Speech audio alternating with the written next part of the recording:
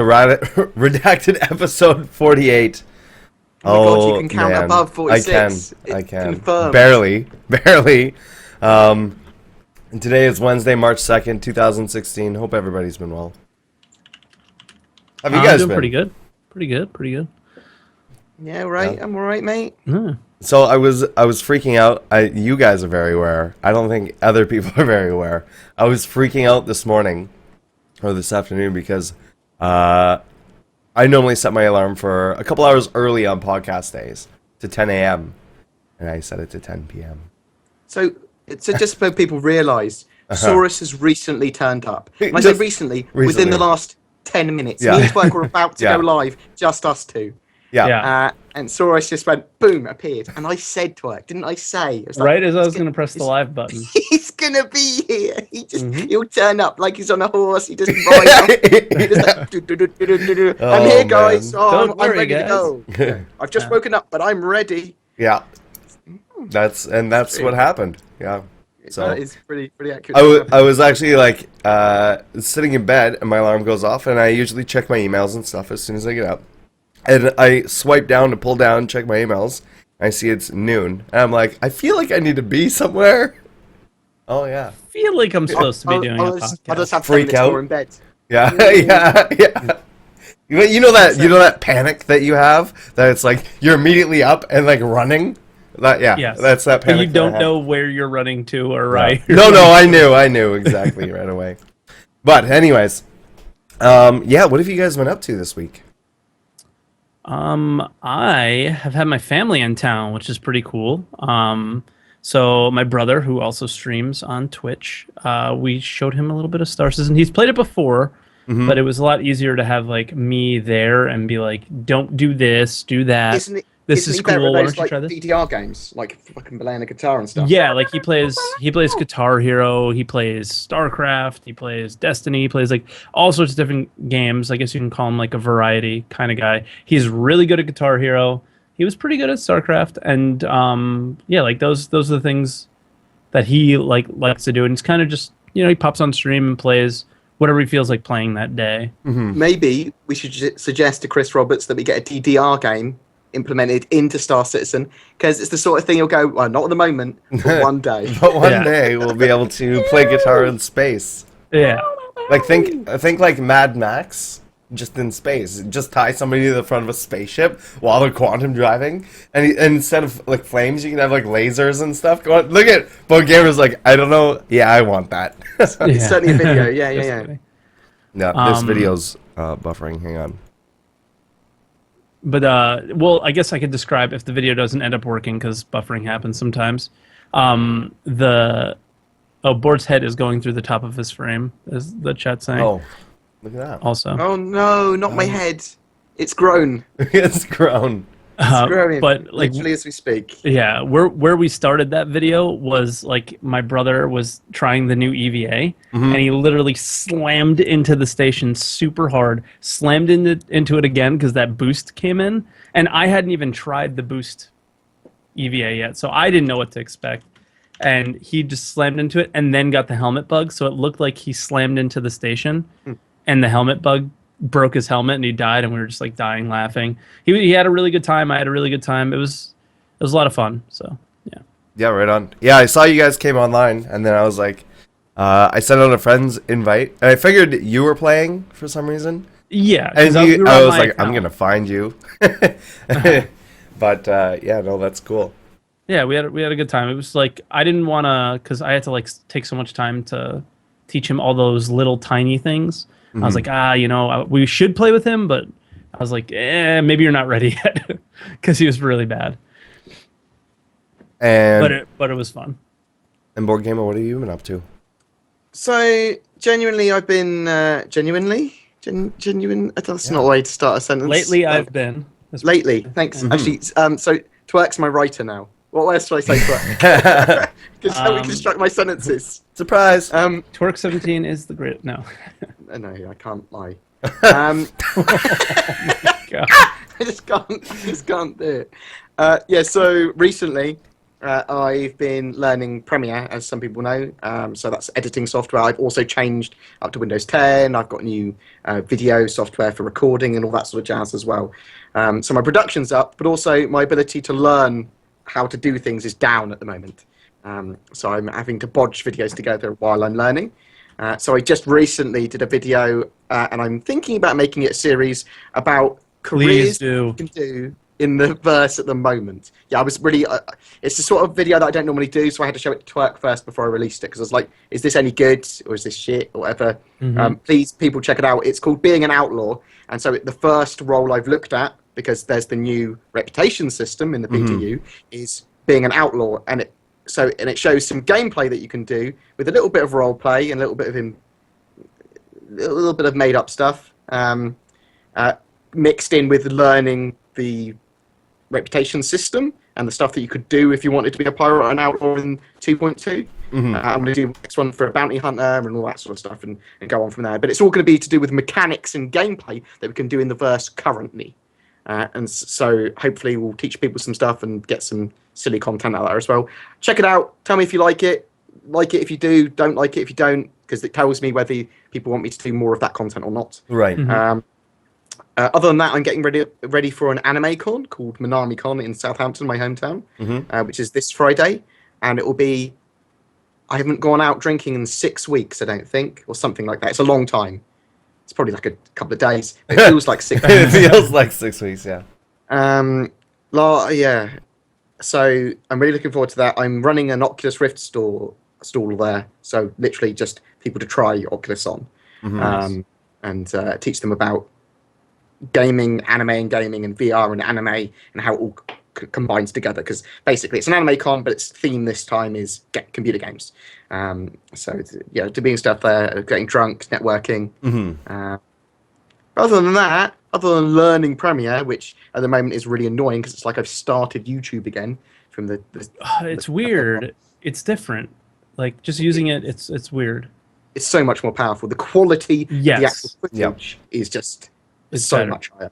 But before we move on to like what you've been doing, Source, I don't think like I got to see that video first. I don't think he like even gave it enough justice. Like what he did was I mean, I'm going to give away the video, I guess, but what he did was... Spoilers. Yeah, spoilers. He acted out as if he was the outlaw while still teaching you about the outlaw mechanic. So it's like your typical board gamer informational video while being extremely entertained like the whole time. I think it's a really good style of teaching people about the game. The other thing I really worry about as well is because there's a lot of pirate hate for Star Citizen. Or outlaw hate, and that's fine in game to hate them, but don't hate them outside of the game. And I'm just showing off the mechanics. So I was really worried that people were like, "Oh, piracy, angry." Yeah, because you get that a lot on Reddit and some of the other places. People just really hating pirates, and pirates are there outlaws, proper gaming outlaws, not trollers, not people there that are there to annoy or grief you. Are there to enrich your gameplay. Genuinely are. They're playing a different thing that's competitive with what you might be doing, and that does add richness to the gameplay, in my opinion. Well, it'll be everyone's cup of tea and taste, but they're not there to grief. They're not there to shit on your parade. So I don't know. Some of them might be. Anyway, Saurus. But no, there was one thing last week or in this past week that you did that I'm a little bit jelly of.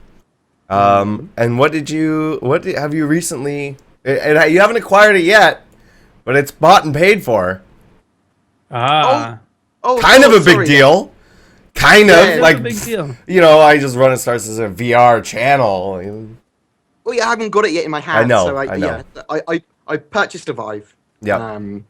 I wanted a Vive. They're a little bit more expensive than I wanted them to be, but it comes with a lot of stuff that I want, and I want to run my Star Citizen channel with a bit of hardware, a bit of VR-iness as well, because. I mean, we want to see if it's good. Yeah. We want to see if it's worth buying. And the only way I can do that is by actually getting one into my hands. And I've obviously loved the Oculus Rift DK2. And the Vive, for me, it doesn't have access to as many games as early on as the Oculus will have, because the Oculus will have the Oculus Store and Steam VR. So, but the Vive will only have really OSVR and the Steam store. So it does cut out a portion of the games. They'll take a little bit more of a time to get over to the Vive. But I want to play Source 2 games. I want to play Star Citizen. I want to play some AAA titles. They're all going to be supported by the Vive.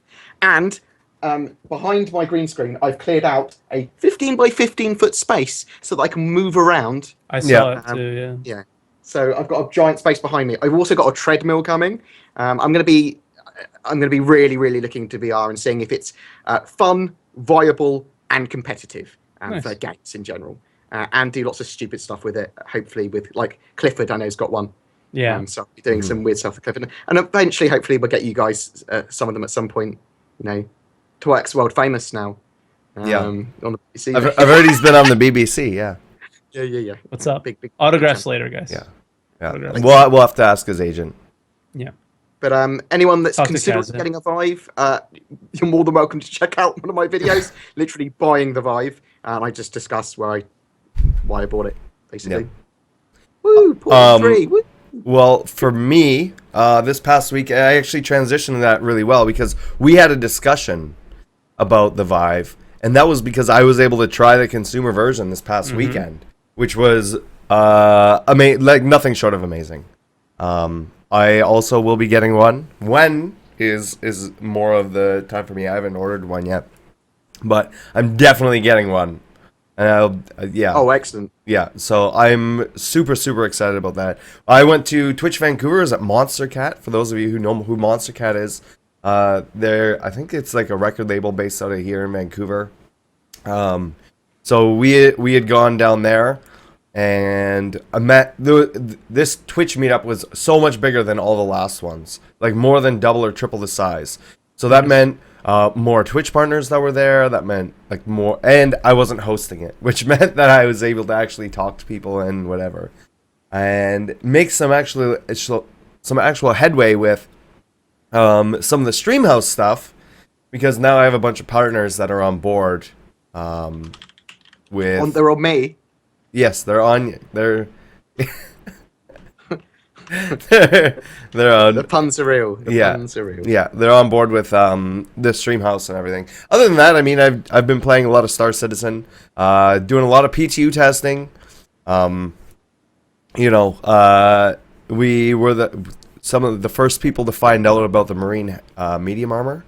So that was pretty cool. I had Xylo in the channel, and he was like, by the way, there's the other side too. And I was like, oh, I think I brought it up, like, oh, it's too bad there isn't medium armor for Marines. And he's like, oh, there is.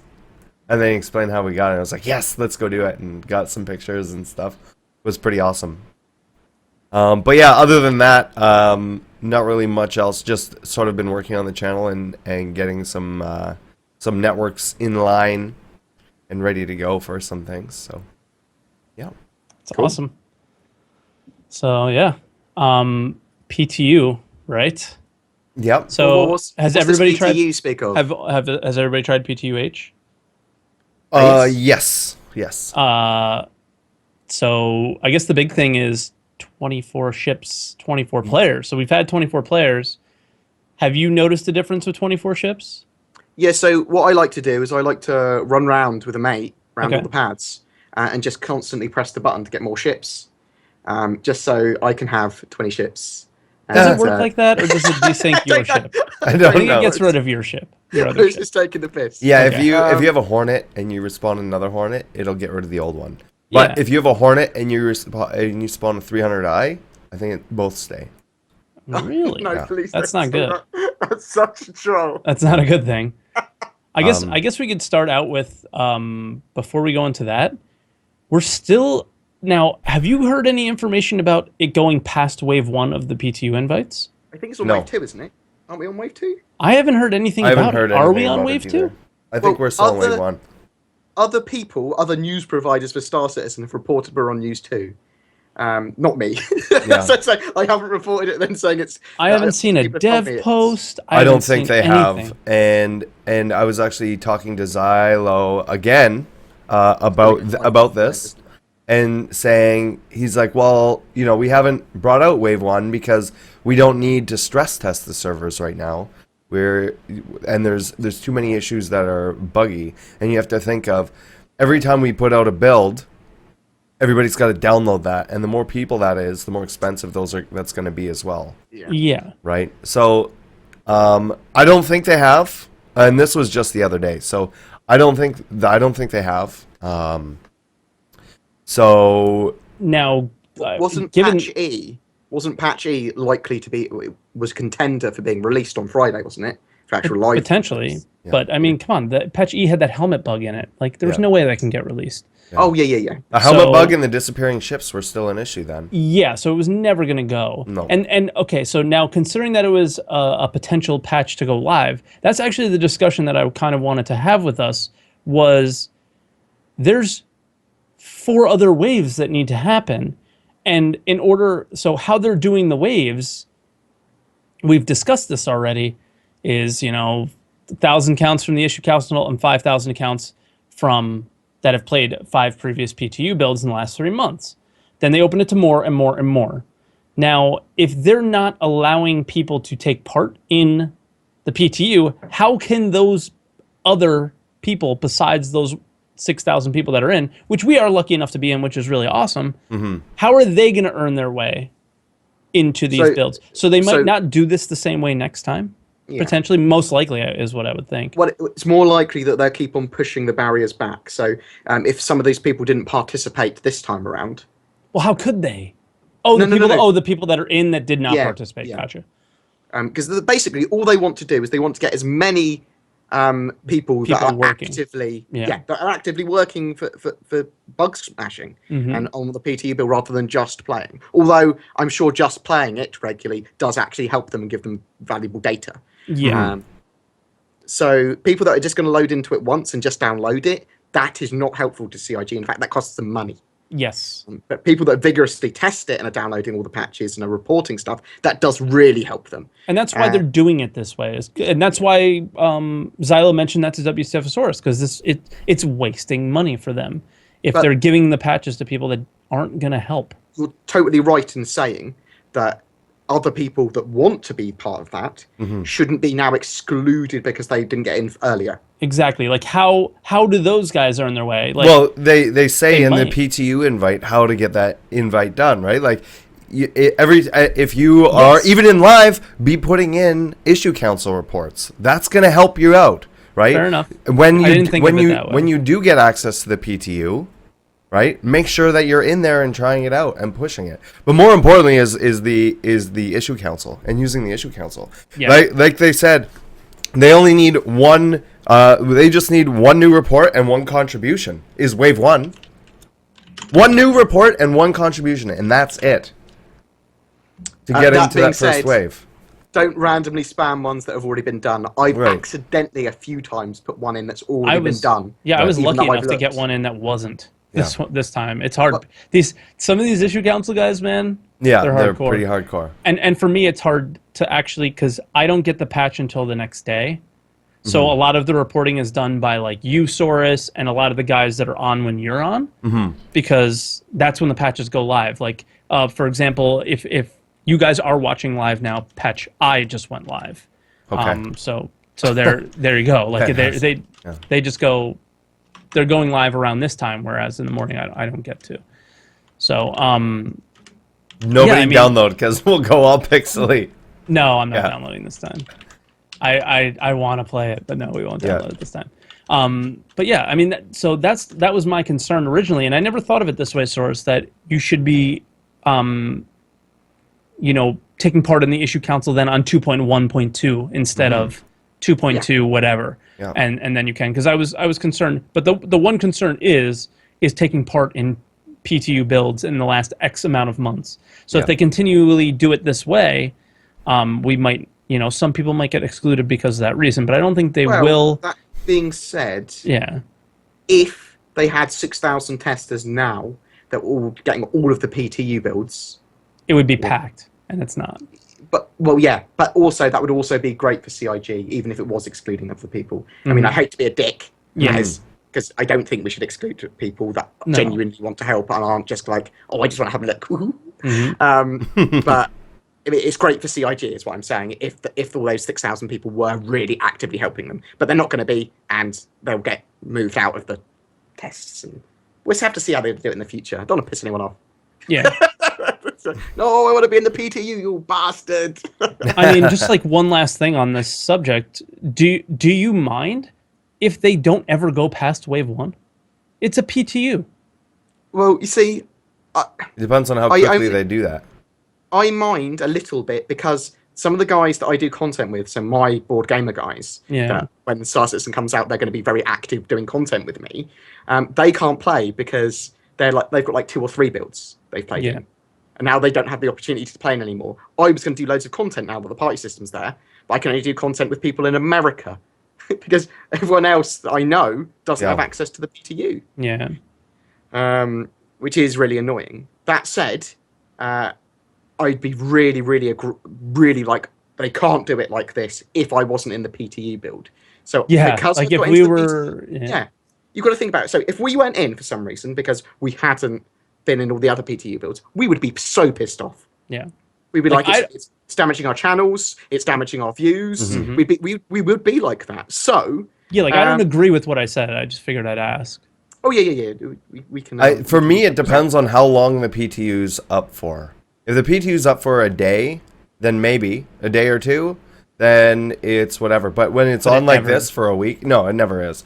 So it's on like this for a week. I think they should still be bringing people in.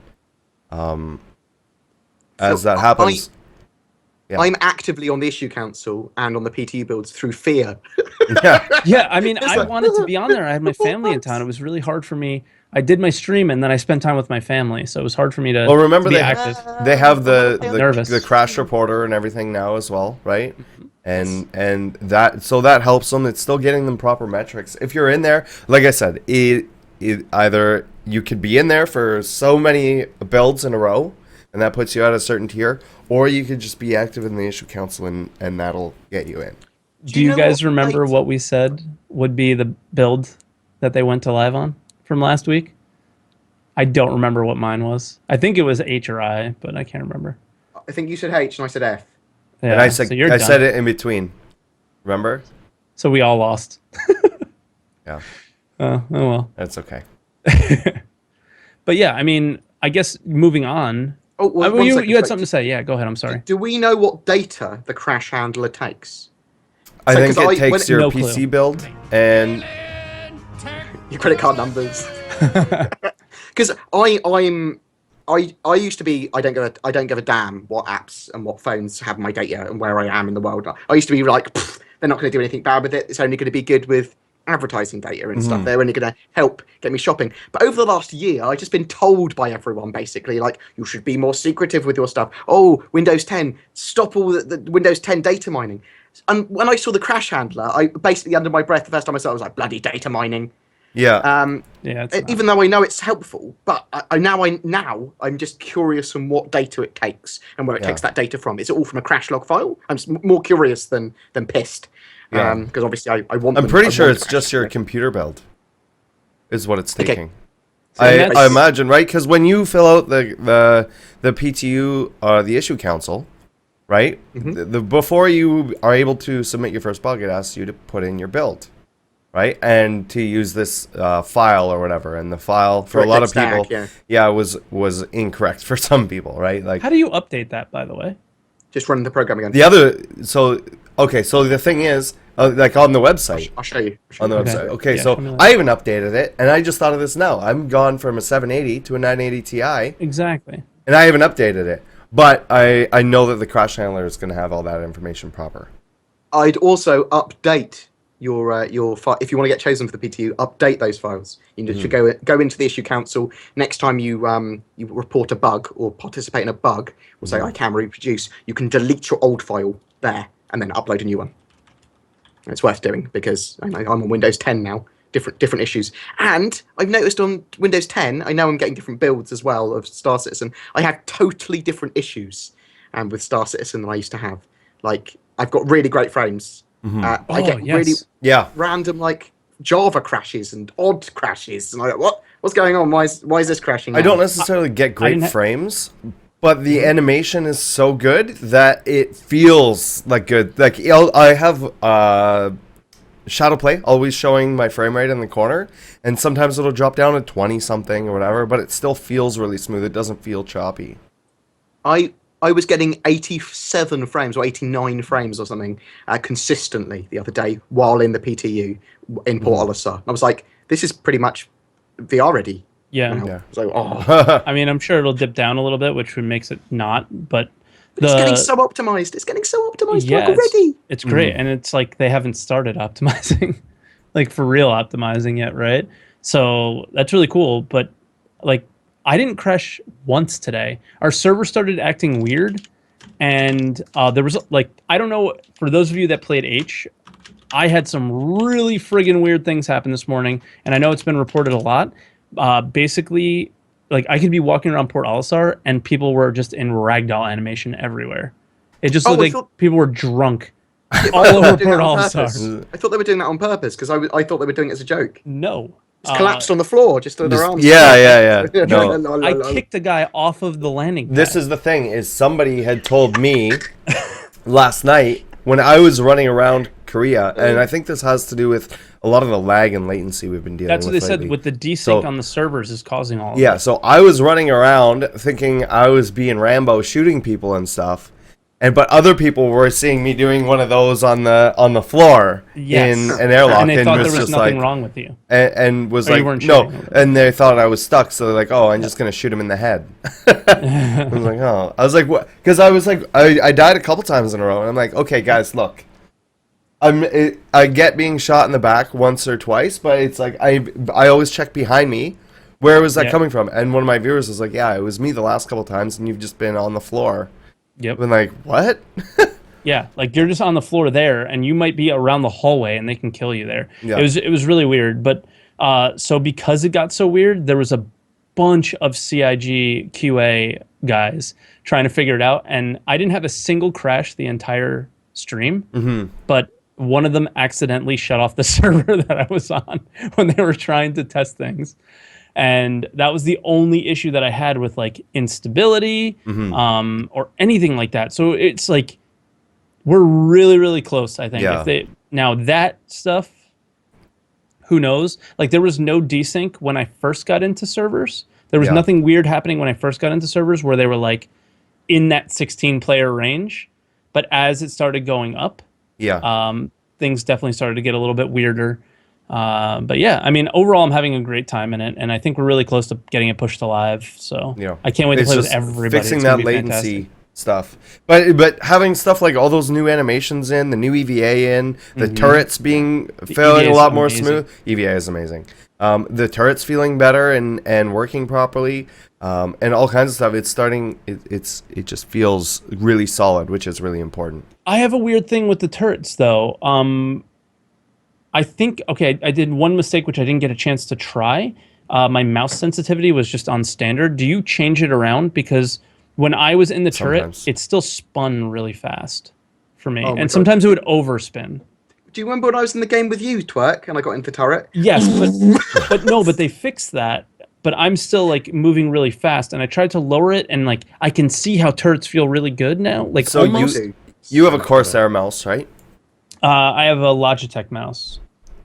I have a Corsair mouse and a Logitech mouse. I just bought a Corsair mouse. Okay, today. So when I'm in one of those turrets, I drop my DPI down to 300.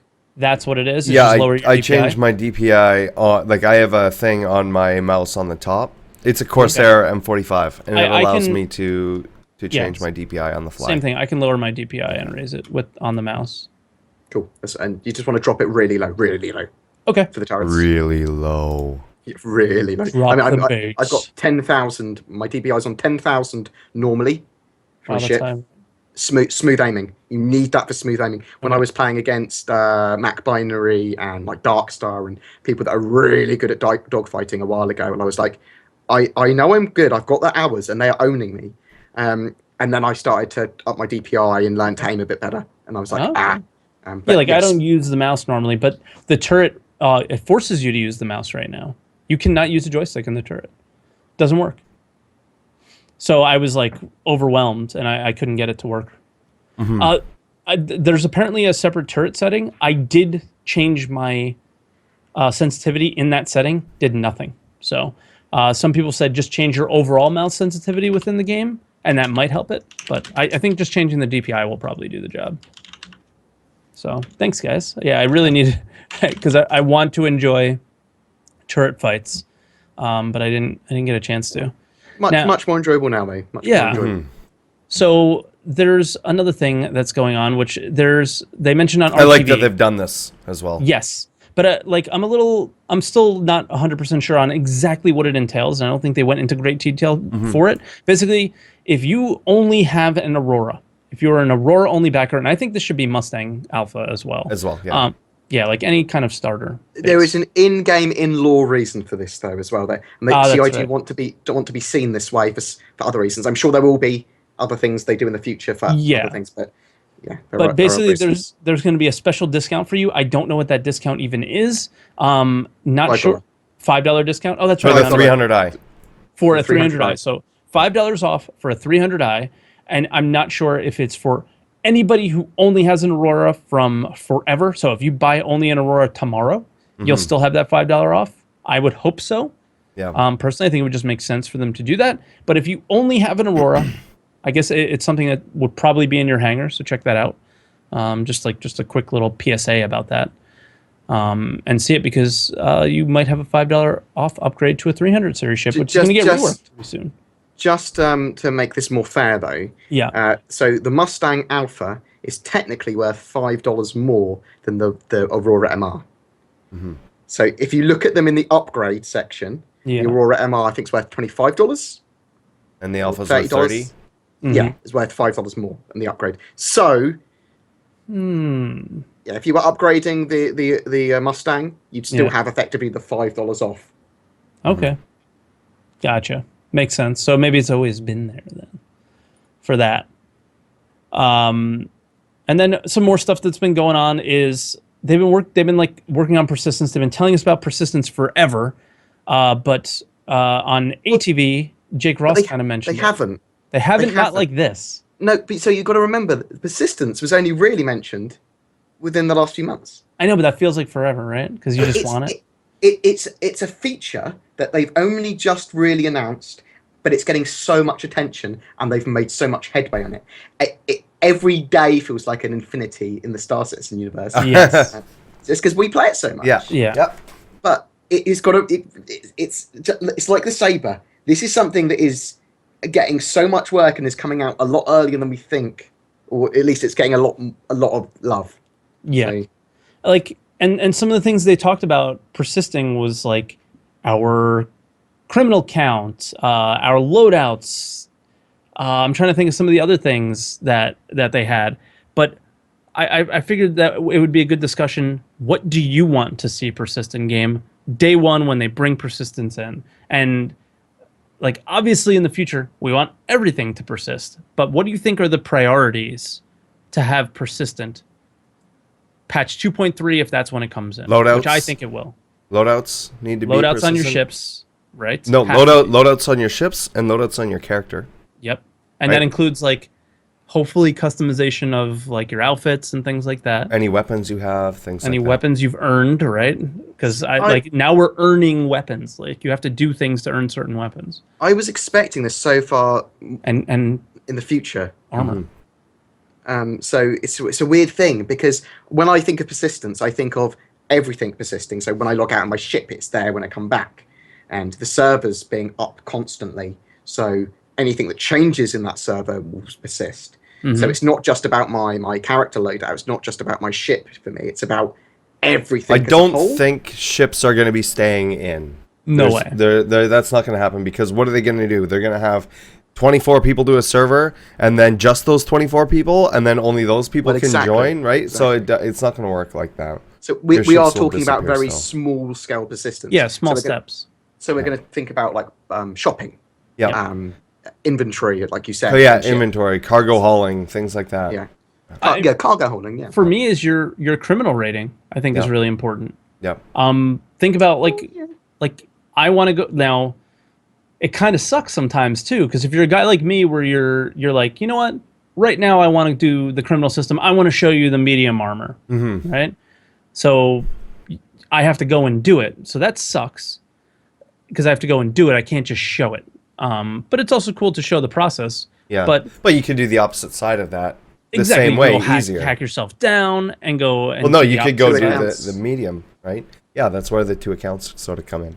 Yeah. We're going to need 2 accounts if there's going to be an outlaw system and we want to show people in the alpha different content. We're going to have 2 accounts to do it quicker. Well, yeah, to do it quicker. I mean, I did it today. I got both the medium armor for the pirate and the medium armor for the marine.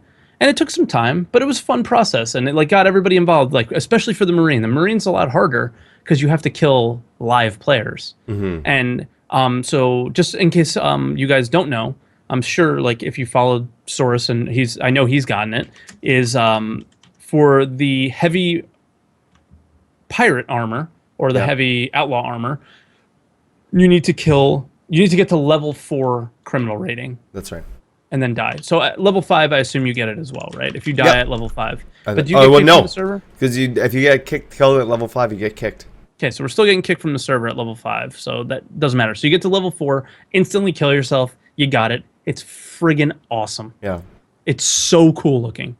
You know what? I should have had video for this. And it's the same thing for the marine as well at level 4, which is after you've killed. Yeah. Right. Well, this right now is, for whatever reason, it's not counting NPC pirates that you're killing. Yes. Just player pirates, which is it's frustrating. more difficult. So, but once you've killed 4, it doesn't matter what level pirates they are, but 4 pirates, that's essentially level 4 good guy, right? Yes. And then, but anything after that would still. And there's count. no counter for that either. Yeah, it there's doesn't no tell counter, you when you've done and it. there's no ceiling like there is for piracy at level 5. Yeah. So you could go kill 10 and you'd still have it. Yes, and you wouldn't be like the most badass bounty hunter in the verse or anything either. Yeah. Like, you know, there's nothing there yet. I'm sure they're going to put something there in the future. I can't comprehend in my mind what it would look like right now, but it's really, really cool. The medium marine armor is really awesome too, and this is one of the helmets that I know you liked, Saurus. Yeah. Was the one where it came down. We don't get that. It doesn't yet. come down yet. But I know we don't get it yet, but it's right there. I spent a good 5-10 minutes just staring. The other at thing too with those medium armors is they do provide more armor, and they do make it so you can take more damage. While getting somebody shot at. said in my chat, I didn't get into any combat in them. But somebody in the chat said one of them might be bugged, like the marine armor, and you take less. But I think the plan is for it to obviously Take be more. heavier, right? It's like their test, like this is those things where you remember how Chris said Star Marine is out, Kappa, you know, like where we're getting pieces of Star Marine as the development of Crusader happens. We're starting to get new armor, and that new armor should be heavier, and maybe we should have less stamina with that armor and things like that as those things come on. Have less stamina or move slower.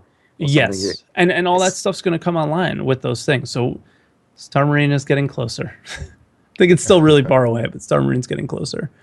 But yeah, I think for me, I think the criminal rating being persistent is big. Yeah. Because if you've done something bad, And it persists with you. it should stay with you, yeah. And it hops from server to server. And if you want to, how about this? I know a lot of the talk today should be about the PTU because it's pretty awesome and fun right now. That hack animation, like it's cool, and all the monitors really behind cool. you as well. Yes. I just want to jump in real quick and just remind everybody that we do take questions at the end of the podcast. So if you have any questions for myself, Twerk, BoredGamer, for us as a whole about our channels or Star Citizen or the podcast or the Redacted team, feel free to ask those with !question in chat, and it'll pop up a link and you can go and fill that out, and you can be the reason for one of our highlight videos that we put up. You can be famous. Yeah, which we have a whole bunch. If you guys haven't seen, we have a Redacted YouTube that we put up all of our questions for easy perusal. That's right. And the interviews from Texas are there. That's right. We hit 500 subs on that channel. It's a pretty exciting time, Just right? recently. Yeah. So if you have if you have any questions, feel free to ask !question in chat. Don't you help manage that channel? You just called yourself a noob. Oh shit! He's the one who created it. Yeah, he's the one. It's Right. all listen. It's all your keywords and everything in there. Yeah. Wrecked. man. I'm actually the full mastermind. Twerk and Saurus are actually puppets. I'm not. One day I'm gonna be a real boy. No, you're not, puppet Saurus. No, you're not. I don't know what to say. Just focus on the new player experience, man. Just focus on the new player Focus on the new player experience. Yeah. So in the UK on ATV, they had mentioned that their big focus for UI, no, actually for like flight controls and stuff like that, was on the new player experience. And I know Board does tons of tutorials. I know Saurus and I, with streaming, lots of new people come in. Mm-hmm. This game is hard. Like, I tried to teach my brother how to play. He's played before. When we got into one-on-one player fights, like, granted, we were playing on my account in the PTU. So you're playing with the most active players in the game. Mm-hmm. They're going to be pretty good. He had no chance. Zero chance of survival. Like, anytime we got into a fight, he was done. Like, in PvP inside, like, outside of your ship, FPS mechanics are FPS mechanics, right? The learning curve for the game is amazing, okay? Like, it's so steep, it's insane. Yeah. But I love that. I like love it too. Yeah. Yeah. It is horrible for new players, though, that are just going, let me try out what Star Citizen's like on a free flight week. Oh, God! This game is terrible, you know, and that's and what the happens. tutorial's broken as well. Like, if the tutorial's been broken, so people have been looking at like some of my videos, like, you say to refer to the tutorial for this part. Is this supposed to happen? And like Gilly's just Yeah. flying into a corner of like an asteroid and then it disappears. Like, No. this thing? Oh, bloody Gilly. Yeah, so and it kind of bums me out that they're focusing on the new player experience and they want to work on the flight controls and make them easier. I know what they want to do is take all the controls for EVA, all the controls for moving around, all the controls for flying your ship, and try to make them similar, make them one, so it's not different, and make things feel the same, so they don't have all sorts of keybinds all over the place, and make it a little bit easier. Because like, I know when you look at the keybind menu, it's like, holy crap, like there's so much stuff here. What do I do? And you know, I consider myself one of the better pilots. I mean, we all play so much. Mm-hmm. Okay? Yeah. So we're not going to be the best. We're not going to be the best or anything. Speak but for we're going to yourself. be in the we're going to be the top 1,000. We are because we play so much. We've got the hours. Yeah, like we're in the top 500. I know I'm in the top 300 on like Arena Commander boom, and things like that. Boom! It's already. See, I've already boosted Twerk's confidence. There It's you already go. Feel pretty good, right? so modest. Yeah. Ladies. And I use about a quarter of the controls I could. Oh yeah, dude, and I'm not I don't using even voice use that. attack right now. Like, Yeah, exactly. Like, there's all these things that I'm like, you know what? When they get it figured out, I'll use it. But right now, I'm just gonna. For flying, I use literally 5 buttons. Mm-hmm. For That's FPS, what pushes you. or maybe That's 7.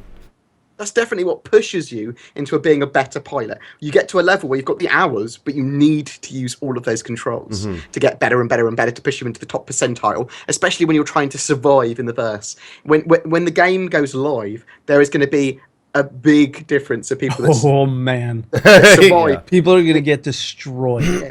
But there's going to be some characters that live for like literally ever that never die because they've got all the controls down and they just literally by the hair of their chin just get saved. Constant, just because they put the shields in right while doing this weird maneuver and using their thrusters properly while changing their shields. I need another person using my keyboard with me. You need someone to Cruise ship at your house. He just needs someone to ghost. You know, from the movie, it was Ghost, right, with Patrick Swayze, just to come around behind him and just like have another, like sort of what I have here with 2 mice and 2 keyboards, and just have them do the 1 mouse and keyboard while you do the other one.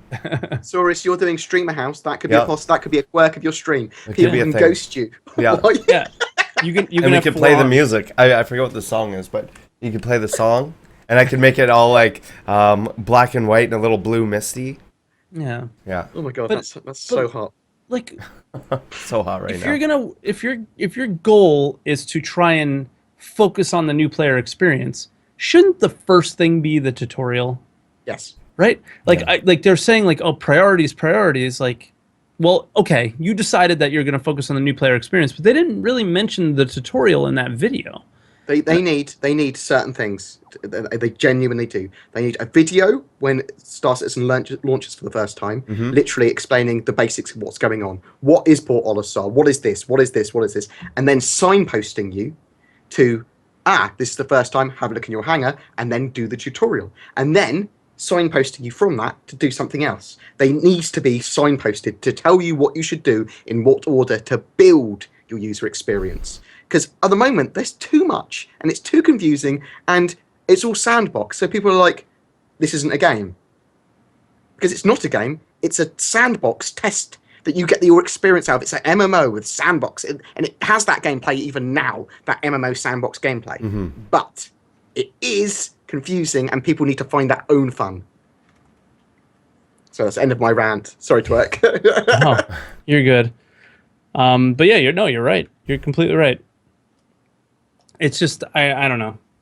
It just didn't make sense to me. Like, it makes sense to me, but I feel like there's like if you're I really hope the people on the website are focused on the new player experience as well.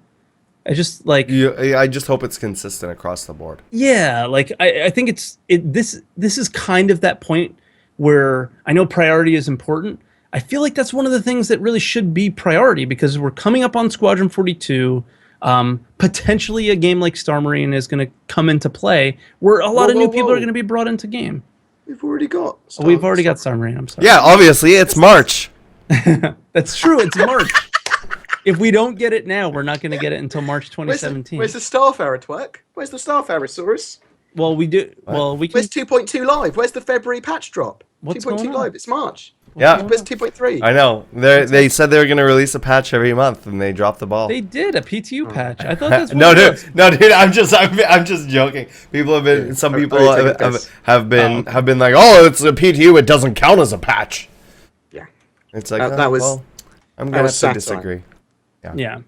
But you've got to. So anyone that would say that's saying, oh, they're not dropping enough content, compared to last year and compared to any time, this is the best content we've been having consistently ever. We're being spoilt for content. We really are. Yeah. And I'm really enjoying it. And we had in the last around the verse. Are we going to be talking about that in a minute properly, or around the verse? Well, we're kind of like in it. Just a few points on it, but yeah, we've kind of hit it. So they're starting, hopefully, to focus on content providers more often. Oh yeah, CFG. So they obviously they had DJ Knight on there, but I'm hoping that we'll all get featured at some point. And it's really nice to see CIG actually refocus on the community again, to get different streamers, to get different content providers all involved, because it's great to see. Yeah, and obviously it's great for us. DJ's Knight is probably a guy that not a lot of people knew. Yeah, that were watching that video, and like we know him. He's a cool guy. We met him in Texas. He was super fun. He was super nice, and that's awesome, right? And I think what's really going to help is they're hiring a new community manager, right? So all the weight that's on Disco Lando's shoulders for doing all the crap that he does that's not necessarily his job is going to get to be somebody else's job. So there's going to be two of them, at least, maybe more. Who knows? I feel like I'm pretty sure it was like Ben was a community manager at a time, Will was a community manager, and James was at one point, and they all had their own segment of things that they did. And I think it makes and things there was a lot more on easier the when you do team it that too. way. They had Alyssa, then there's everything else as well. They had a huge team, didn't they? Yeah. Yeah. But Well, I mean, that job must constantly evolve, because obviously Star Citizen's an iterative process, but also that job must be, because all their stuff's constantly changing. They're getting more stuff out. They're starting the push for Squadron 42. That job, must keep on taking turns. it's got to be brutal. Well, At least changey. I guess so for a community manager for Star Citizen, they're not showing anything. They're not showing anything for Squadron 42. So for like that's probably not that much stress, but it might be stress on a guy like David Swafford, right? Who has to prepare things for the magazines and things like that, you know? And yeah, so that's like that's a big thing for them that they would stress out. But for a community manager, who knows? I just think it's going to be really cool where Lando's probably going to handle a lot of the community content stuff, and then there's going to be a community manager that maybe does other things like the forums and stuff. So Is someone getting message in Skype? Yeah, Keep they it must in be. Skype. I hear it too. Are you getting message to Skype, Twerk? I am, but I'm not getting them. Can you hear them on my? Yeah, we can. Yeah, on my yeah. ears? Beep, beep, beep, beep. Really, it's going through. Okay, I can't hear it in my ears, but you hear it. That's weird. Yeah. Okay, I'll Who's so important, Twerk? Who's it? I'll Don't do that. Don't do not disturb. Sorry. I don't know why that's happening. I'll have to look into my settings on Skype. But that's weird. So yeah. But yeah, so I think it'll be better in the future when they're split up. But yeah, I don't know. New player experience. I think we kind of said what needs to be done, but this is something I want you to talk about next, Saurus, because I know this is your baby. The caterpillar size? Concepts are almost done, and we got a little video. Yeah, so I have a video. I had that up ready to go. So I'm gonna Oh, you were show waiting, this. I'm Yeah. So you guys all know what the caterpillar looks like, but I thought it was gonna be smaller. I thought it was gonna be about as long or a little bit shorter than the constellation. So that put a size in my head that this has blown out of the water. So as you can see here on the front, now this is a video by Teller. Teller is an amazing YouTuber, creates all kinds of videos like this. You can find him by searching Teller Star Citizen on YouTube, and he'll be right at the top thing. And this is one of his videos here. But this is a size correction, and you can see the two characters sitting on there. On top here we have some top-down comparisons. Now I think this is the Hull D. I'm not entirely sure. That's the Starfarer, though, and the thing is me and Twerk know how big the Starfarer is. There it is. Now, you get it beside the Avenger there, and that's okay, and the buggy, but on the other side, you also notice the Redeemer, which is also a fairly large ship, and we all know what the Retaliator looks like, and here it is. It's almost... It dwarfs it. It dwarfs it, yeah. I didn't realize it was that big. Yeah. That's the big thing about this is none of us did, man. Like, look at it when you see the guys sitting in the front with a buggy on the floor in front of it. How big it is. And then you realize that it's 2 floors inside, right? And they were talking, if you go back and watch that video, they are talking about how they needed to make it bigger and to accommodate things and do some stuff. And it's quite large. Yeah. And in all honesty, you remember how I wanted a Drake Corvette? This is kind of it. This is Corvette size. Like, No. look at it. It's longer than a Carrack. What do you mean? Yeah, of course, yeah, it's pretty big. Wait till How we long see is- Corvettes. Yeah, but They're gonna be okay. much So bigger, a really probably. good example is the Starfarer, though, right? Yeah. The Starfarer is really big, and when you guys get your hands on it, it's ridiculously big, bigger than you expect. The Redeemer, the Retaliator is huge inside. Right? Think about that. You have the 2 stories. You can walk around. There's 2 separate hallways on both ends, and like whatever. And this is, a third longer than that. So originally the caterpillar was going to be 66 meters long, yeah? Mm-hmm. Now, it's longer than the Starfarer, yeah? Yeah. Now, and So- the Starfarer is 90 meters long. Right. So- What the fuck? Yeah, you might be right. It might be near Corvette-sized. yeah, Because the Corvette's only going to be a maximum of 110 meters long. yeah. I think this is 100 and something long. 116. It's crazy. I mean, it is skinny, Yeah. but But that skinniness serves a purpose. Yeah. It's Yeah. going to be all modular, and you can use it as a boarding ship, as a Mhm. workshop. It's a pirate's dream, but also a thrifty player's dream. is Yeah. that why You you're can so pet- excited? Well, yeah. I mean, so basically, what Saurus is saying, I'm tempted now to have it instead of the Drake Corvette that I wanted. Well, it Because is kind of that role. Yeah. Right? It's Yeah. a modular Drake ship that you can get to do whatever you want. And when you go through, I don't have the video here, but I was looking at the ship shape when they did the Caterpillar this past week, Yeah. and I was fast forwarding it through, and I stopped, and they're like, "We're giving you the SCU per module works out to be like 130 or 120 SCU per module that can fit in a cargo module, right? And then have the walkway still go through the middle on the top. It's pretty impressive. It's pretty impressive. And when you see it up against other ships and stuff like that, it's like, okay, well... I'm thinking that it also serves my main purpose of the game, which is economy, because it's going to be able to have workshops in there. Yeah. You could have loads of stuff being produced in them. Yeah, I'm really Right, considering and if you remember that they're having to make a separate room for the Starfarer, right? Once again, to look at the Starfarer size, they're making a separate room in the Revel in York just to house the thing, and this is a third longer than that. Do you think potentially that they might not have all the modules on it when it's in your hangar? I doubt to fit it in, so they won't have to change it? No, they would have to eventually because you're going to need to fly out of your hangar with stuff on it. Wait, So why would they... I'm curious why they're putting all of these ships in the hangars. Some of these ships, like the Starfarer, I was expecting to be docked externally to a hangar. And I'm surprised that they're putting them in hangars and going, let's make the hangars large. Well, I'm surprised too. I mean, if you guys remember as well, we have the room system. Well, we don't have it yet, but it's something they want to do, right? And so it's just an extension on that, really. It's just adding these large rooms to it that are separate, that you can go, okay, this is the big hangar bay, and this is your other hangar bay. But, yeah, Sorry, I don't know. I'm trying to get the question sheet. Yeah, I don't know. Dude, I want one now. Yeah.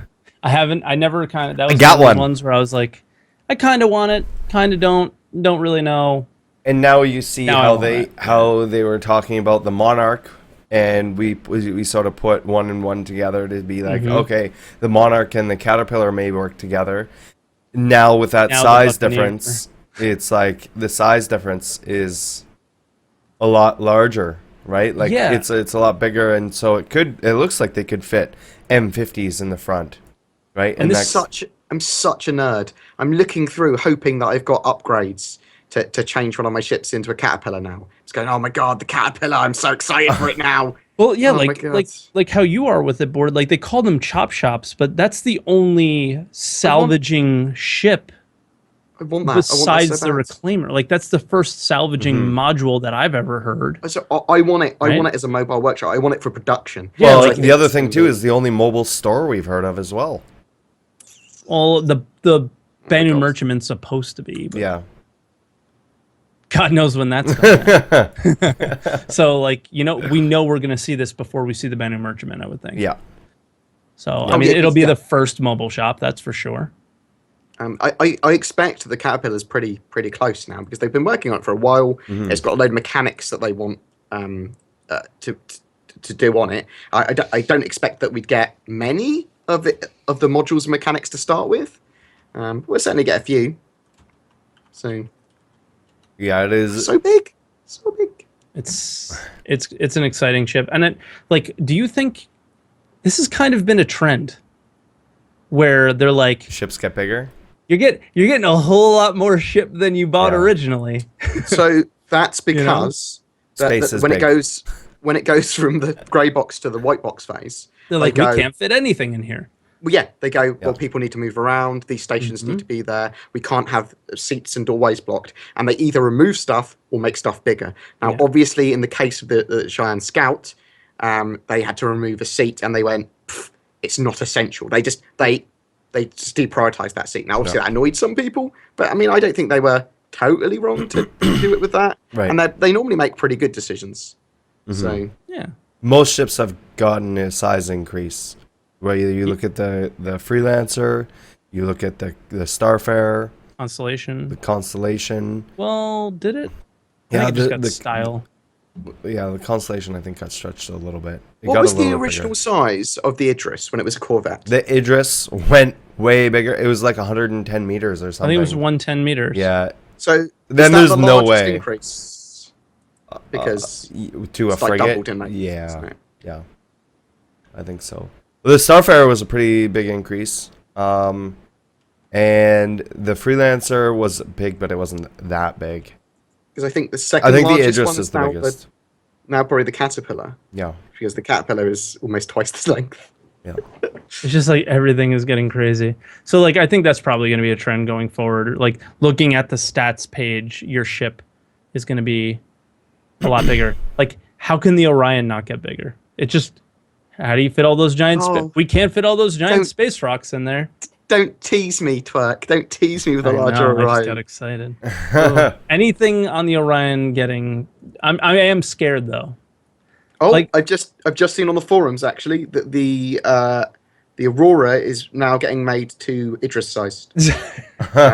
You heard it here Giant- first. You heard it here It's first. a test stream. Yeah. Test Totally. stream Aurora. They did the Aurora rework. No, we're just kidding. We're just kidding. But I'm Yeah, gonna like- highlight that specific video and put it up on yeah.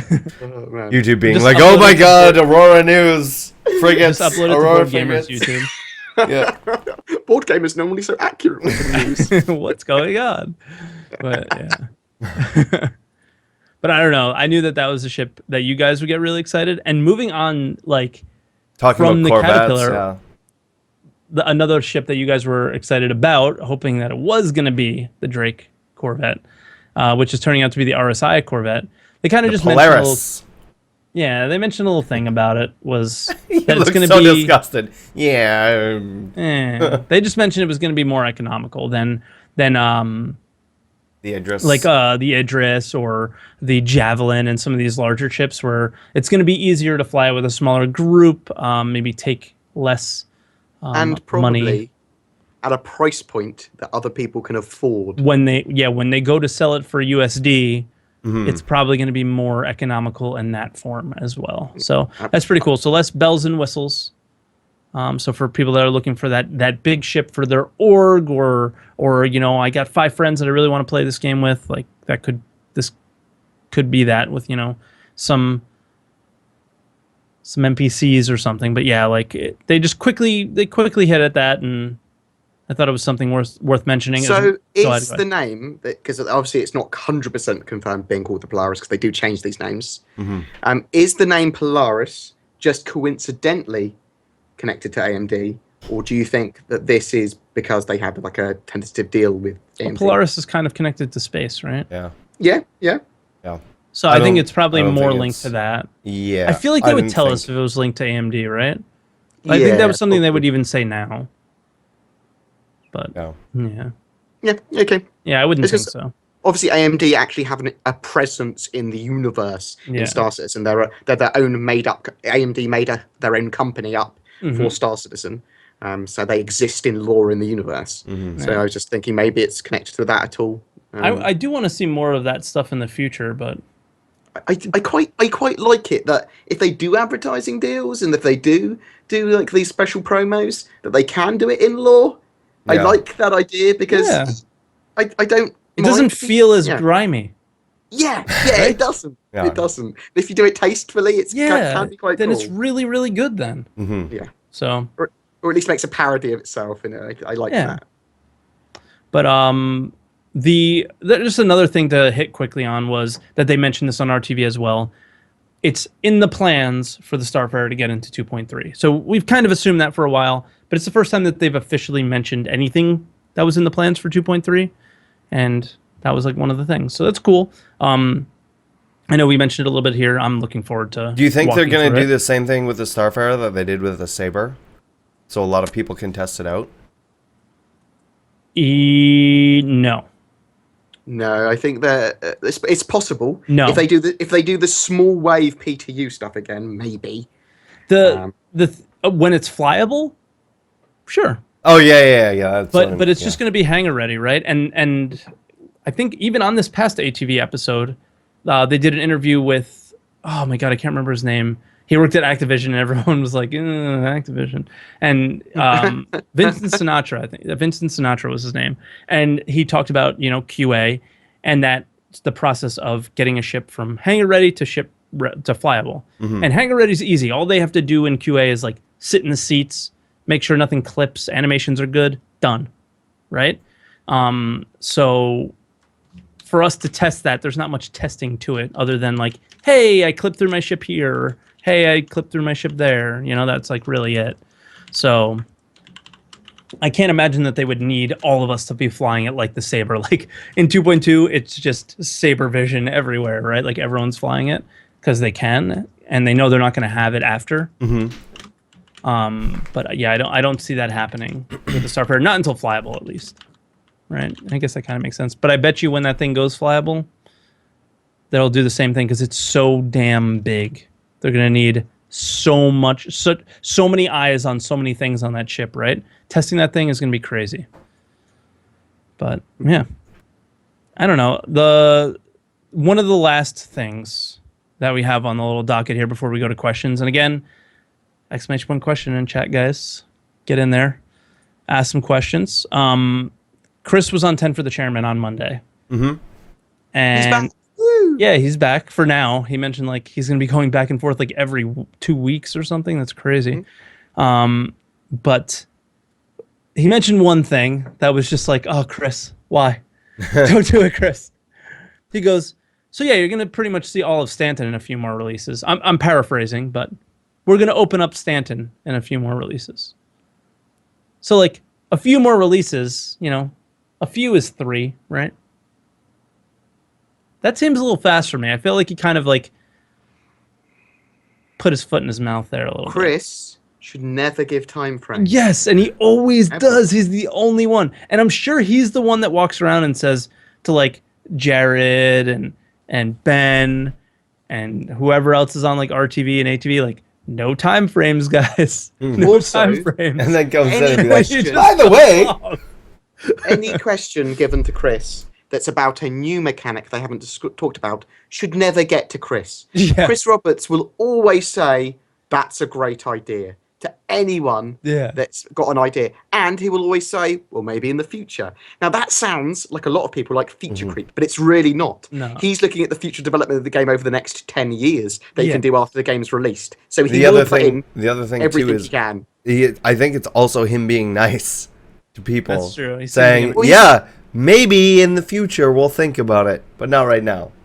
And it's like, maybe if we wait long enough, you'll forget about it, and we won't have to. No, I don't think that. I think a lot of this stuff is Chris is like, it sparks his enthusiasm for something. Like, I haven't even thought about it like that. Yeah, that's a great idea. And then he'll have a vision of it in his head. And he'll be like, yeah. And he'll envision the whole universe of Star Citizen as he has it in his head with this extra feature in, and it works perfectly. And he will add that at some point. A lot of the questions that people have had mechanics, he will add them, but just stop asking them. He's just going to add them before release, Yeah, we need to get the game done. Stop distracting Chris. Yeah.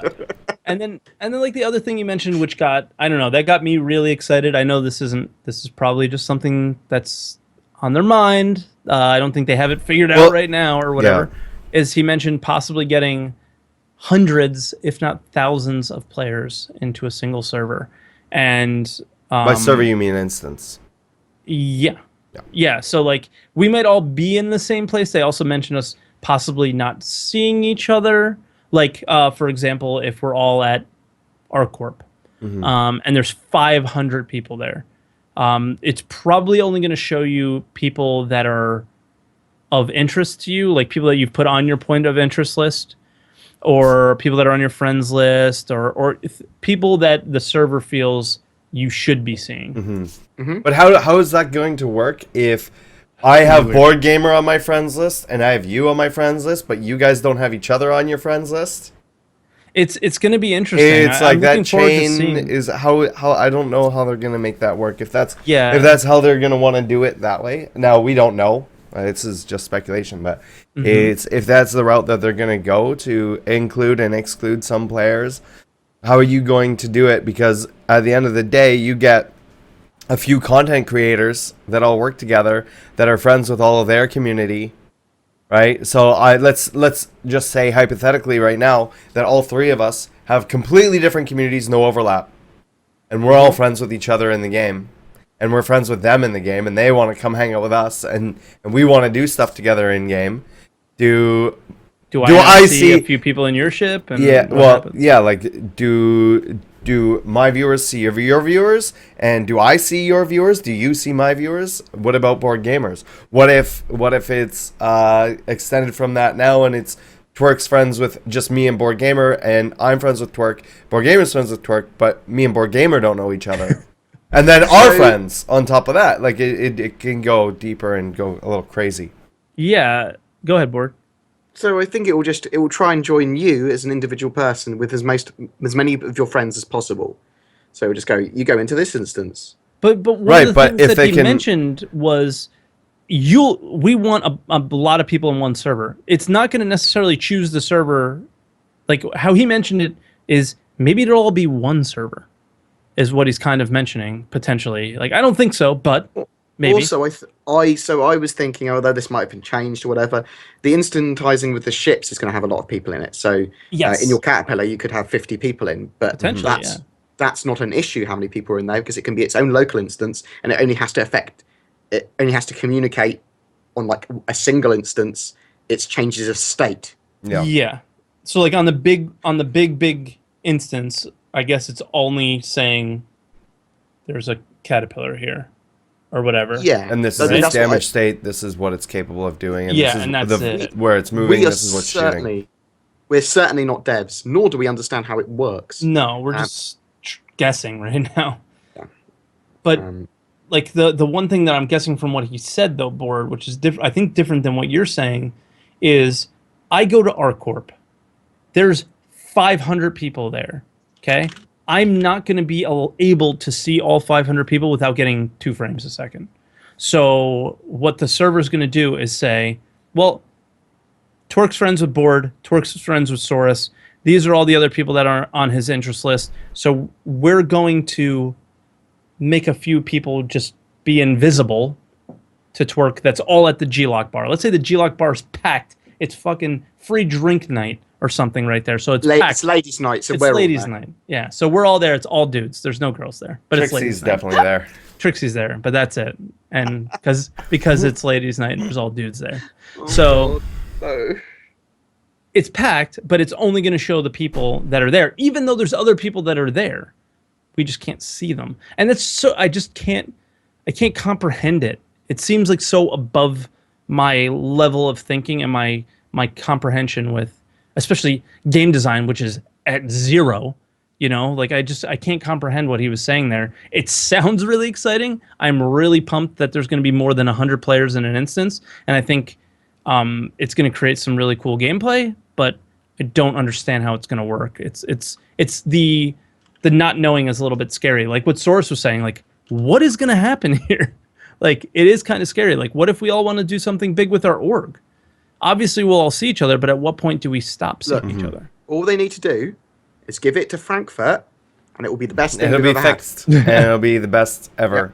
Okay, and a podcast next. You're right. Just everything. Any Frankfurt. questions that you guys have, don't send them to us. Just send them to Frankfurt. They got it. They'll figure They it haven't out. got time to answer questions, Twerk.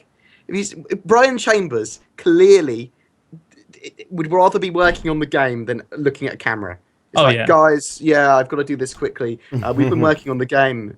Bye. See you next week. I think It's he's basically what he's starting. saying. I think he's starting to like it more because the last one he did was like 20 minutes long, and But he was like they're working super on- motivated about it. I love how efficient and how much they're clearly just working hard on that game there. I know they are across the studios. It's just when you see Brian Chambers, he's clearly busy always. Yeah, he's like, super busy. man, I got to do this 5-minute hit. Let's do this and let's get back to work, you know? But I guess the last thing on the docket for today is every Wednesday the subscriber vault comes out, and we got some new subscriber vault images, and these are really friggin' cool looking. Yeah, They're so- really, really nice. I have up right now. I'm going to go through a couple of these. This is the Bayring small shield generator. This is the version 4 that they've come up with. Yeah, like we've seen shield generators, so we kind of know that this is what they're going to look like, but I don't think we've seen them in this kind of detail, right? No. Like, how cool is this? Do you see the lift Basilisk. both hands? Yep. Lift both ends. So do And you they have, see like yeah, so you'll be animations of like, us taking yeah, it there'll in be and out? two of us pulling it up and throwing it in, and it'll be like, that'll be a thing. You know, Jesus, here's This is the Basilisk is apparently the test squadron shields. Yeah. Oh my god, I can't believe the advertising test squadron again. Right? Again, these guys, they're ridiculous. power generators. How long do you think it's going to be until someone builds a full-sized 3D printed spaceship with all the Full sized full-sized, not even taking the piss. Couple years. Full-size project. until Chris Roberts releases the game and he has enough money to do so. And he's going to fly to the moon. This is sort of something someone like Fire Spikes, but a little bit more eccentric would do. Jump I drive. honestly think get people 3D printing jump drives to start with. It's single components. Yeah, They'll be just like creating it's a bit of single shit. components, and then next thing, then it's like all I'm missing now is I guess I could build the hull. Yeah. I've got one wing missing. Oh no, it's fine. It's the saber. Dude, and the last two are pretty crazy. Like Quantum drives they're your quantum drive, and the last one is a quantum drive with a hyperdrive with attached. with a jump drive attached to it or whatever. Mm-hmm. And then if you look, it says Both like jump and quantum subcomponent drive latches. slide backwards into place and lock in a position with the clasp. The next thing secures into place with clasp was a female-male connector system, and like it just shows you like how they all work together. Yeah, and like the bottom left of the quantum drive, it's a subcomponent thing. So that's where you add Or the and change your subcomponent hatch, subcomponents to yeah. make it more efficient or more stealthy or more powerful, whatever. So like, dude, it's the work on the component system. We know it's probably further along than we think, but getting some of these things in concept is really, really cool.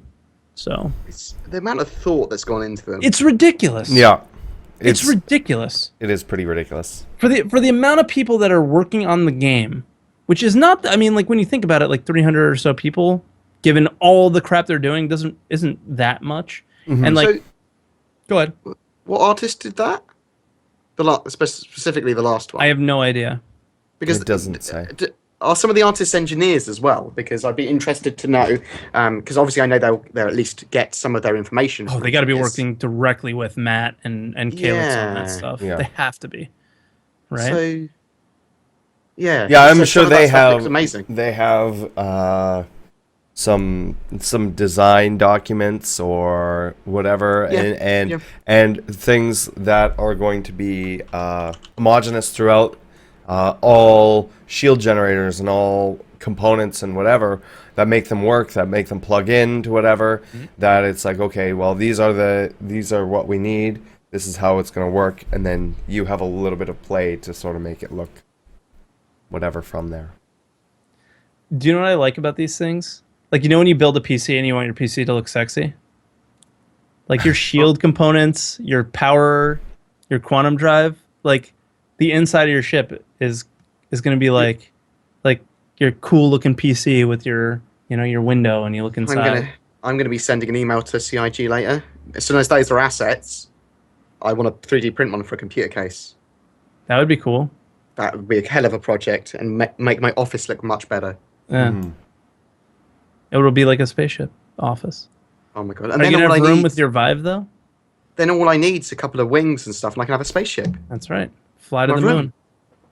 Oh my god! The moon? No, there's nothing on the moon, mate. I'm gonna fly to Jupiter or something. There's just Nazis on the moon. That's it. Is it? Oh shit! Yeah. I don't know where that's from, but apparently, like the Nazis flew to the moon. It's some movie or something. I don't know. On Dark Side of the Iron Moon, Alien Mouse. Skies. There you go. I think it's Iron Skies, which is a sort of a comedy. It's a Right. weird film. Yeah. But yeah, I mean, that's pretty much it for like the discussion points for today. Well, let's move forward on to questions. Yeah. And our ready. first I'm question. Are you ready? Is your body prepared? I'm clenching my sphincter. Wow. I'm ready. Hang on. Let me just do one of I've these. relaxed. Relaxed now. I'm no longer ready. Okay. So our first question is from Garen, and he says, Question. if you could choose a new subflare or subflare series, what would it be? To make this not that easy, you can't choose the Big Minis machine, which is coming in anyways. And he personally would love to see developers' bobbleheads for the ships or hangar. For me, I would like to start to see furniture. Like actual That's a furniture good one. Is something that we can use, and you can have. We know that we're going to be able to buy that stuff later on down the road, anyways. But having that stuff in there, or I'll go with that because there's other ideas that I have, and Oh my god, you might have to keep say going. them because I don't know if I have one. Oh, I have 3 major pieces of subflare that I desperately want to get added. Flora and fauna for alien worlds. Well, we know we're getting that though. But I want it so bad, man. Okay. I want to see like stuffed animals and things like that because I love that idea. Yes. I want to see capital ships. Like capital ship models. Models. Okay. Yeah. Actually, no, just the whole capital ship as a piece of flare in my Yeah. Why not? Flyable too. Yeah. And Twek, have you got any ideas? Because I've forgotten my last one, but I'll remember it in a second. Dude, I'm really struggling because I'm trying to think of ones that we don't know are coming. What so about Source, go ahead and give your other idea. things like not necessarily tied to the hangar, but things like smaller weapons, clothing, different outfits. Right? You're not going to just go into the universe and be like, "Oh, I don't own any clothes at all, and I got to run around naked." What about pets? You know, that's something later on. It's not really flare. It's I mean, not- maybe it will be flare. Maybe it will be Right. flare. Well, if you look at, we have fish in there. We have other stuff that's counting as flare in there, right? I don't really classify fish as a pet. Now, I'm sure some I know. people I do, don't either. but It's they some don't know that fish you're your you pet. can. You just put them in a box. Something you just lives in a single box for its whole No, life. some fish have Isn't a like real pet. personality and stuff. Like there's Oh, some. do See, they? Twerk's one of those people. No, like I've never had fish as pets. I never have, but there's a few kids like I went to college. The kids that were right next door to me had these fish called Oscars. They're really dirty, but they're aggressive and they eat fish. You throw them in and they eat them right away. Or piranha are cool as pets. So there's some fish that are pretty cool. You just but no, I've said never some had. fish have personalities. What you mean is some fish are angry. Some Well, fish some are fish, angry. Yeah. like you kind of want. I Like used to have a when you have a piranha pet, tank. you want it to feel like most pets have some sort of human quality to them. You know, like parrots talk, dogs are loyal and they play with you, and cats are just shit in a box. So, Like, you know, for me, it's I know you love your cat so much. I do, yeah. Yeah. For me, a pet is only a pet if it can choose to leave you and chooses not to. For some reason, I don't know. It just for me, fish aren't pets. They're just living in a box. You wouldn't notice if they were there or not. living You in wouldn't it, notice yeah, that just- box was empty. It's like, can't be a pet. It just lives in a box. There's some cool fish. That's up there. That's up there with space and rocks, man. African cichlids are It, cool. it can't be. It I'm can't be a so pet if sorry. it just lives in a box, No, and it okay, can't guys. escape you. If it's being held against its will, you think cats or dogs never try to escape all the time? Always do. I retract my statement. Okay, I'm sure that there are some pets that obviously they like lizards and snakes. They need to live in a box or whatever. I don't know. I just don't. Fish aren't pets. Okay, and anyone that tries to sell you them in a pet shop is a damn liar. So is my turtle that I've had since I was in first grade not a pet, or third grade? No, Actually, you just kept it a prisoner, Twerk.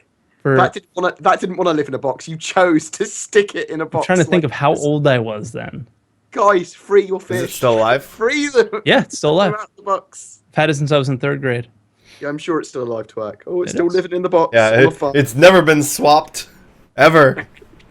No, it never has been swapped. I promise you, it's never been swapped. Yeah. Turtles Right. live really long. We do. They live for ages. I am friggin' triggered. BoredGamer would just leave his dog to just die. Whoa, whoa, whoa. No, I'm just kidding. Jeez, I don't even It's have like a dog. he's threatening No. to kill kittens or something. He Anyways, kicks kittens when he comes home every day. His YouTube video gets, not as many views as he thought. He goes and kicks a cat somewhere. Yeah, Terrible guy. up votes or the cat gets No, killed. he just Actually, he just doesn't really like fish, so he just flushes a fish down the toilet bowl. That's it. He just finds a Once fish. a day. Once a day as a stress reliever. Yeah. Basically, Yeah, you're not a pet. Get out of here. Saurus or Twerk triggered me by saying that the fish were pets in hand. And then you re-triggered me by saying that they're. There's I'm so just much watching triggering. this Now we're happen. triggered.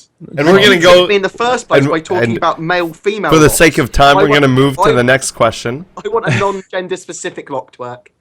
What's that? from Eric. I don't know what you're talking about. And Twerk, you're gonna like this question. I'm gonna like this question. With the mining system as part of the gameplay, I love. will this we question. see any use of the minerals and ores we mine besides being able to sell them to NPC vendors? Will we be able to accumulate enough of them to start construction of anything in particular, such as weapons, ships, components, etc.?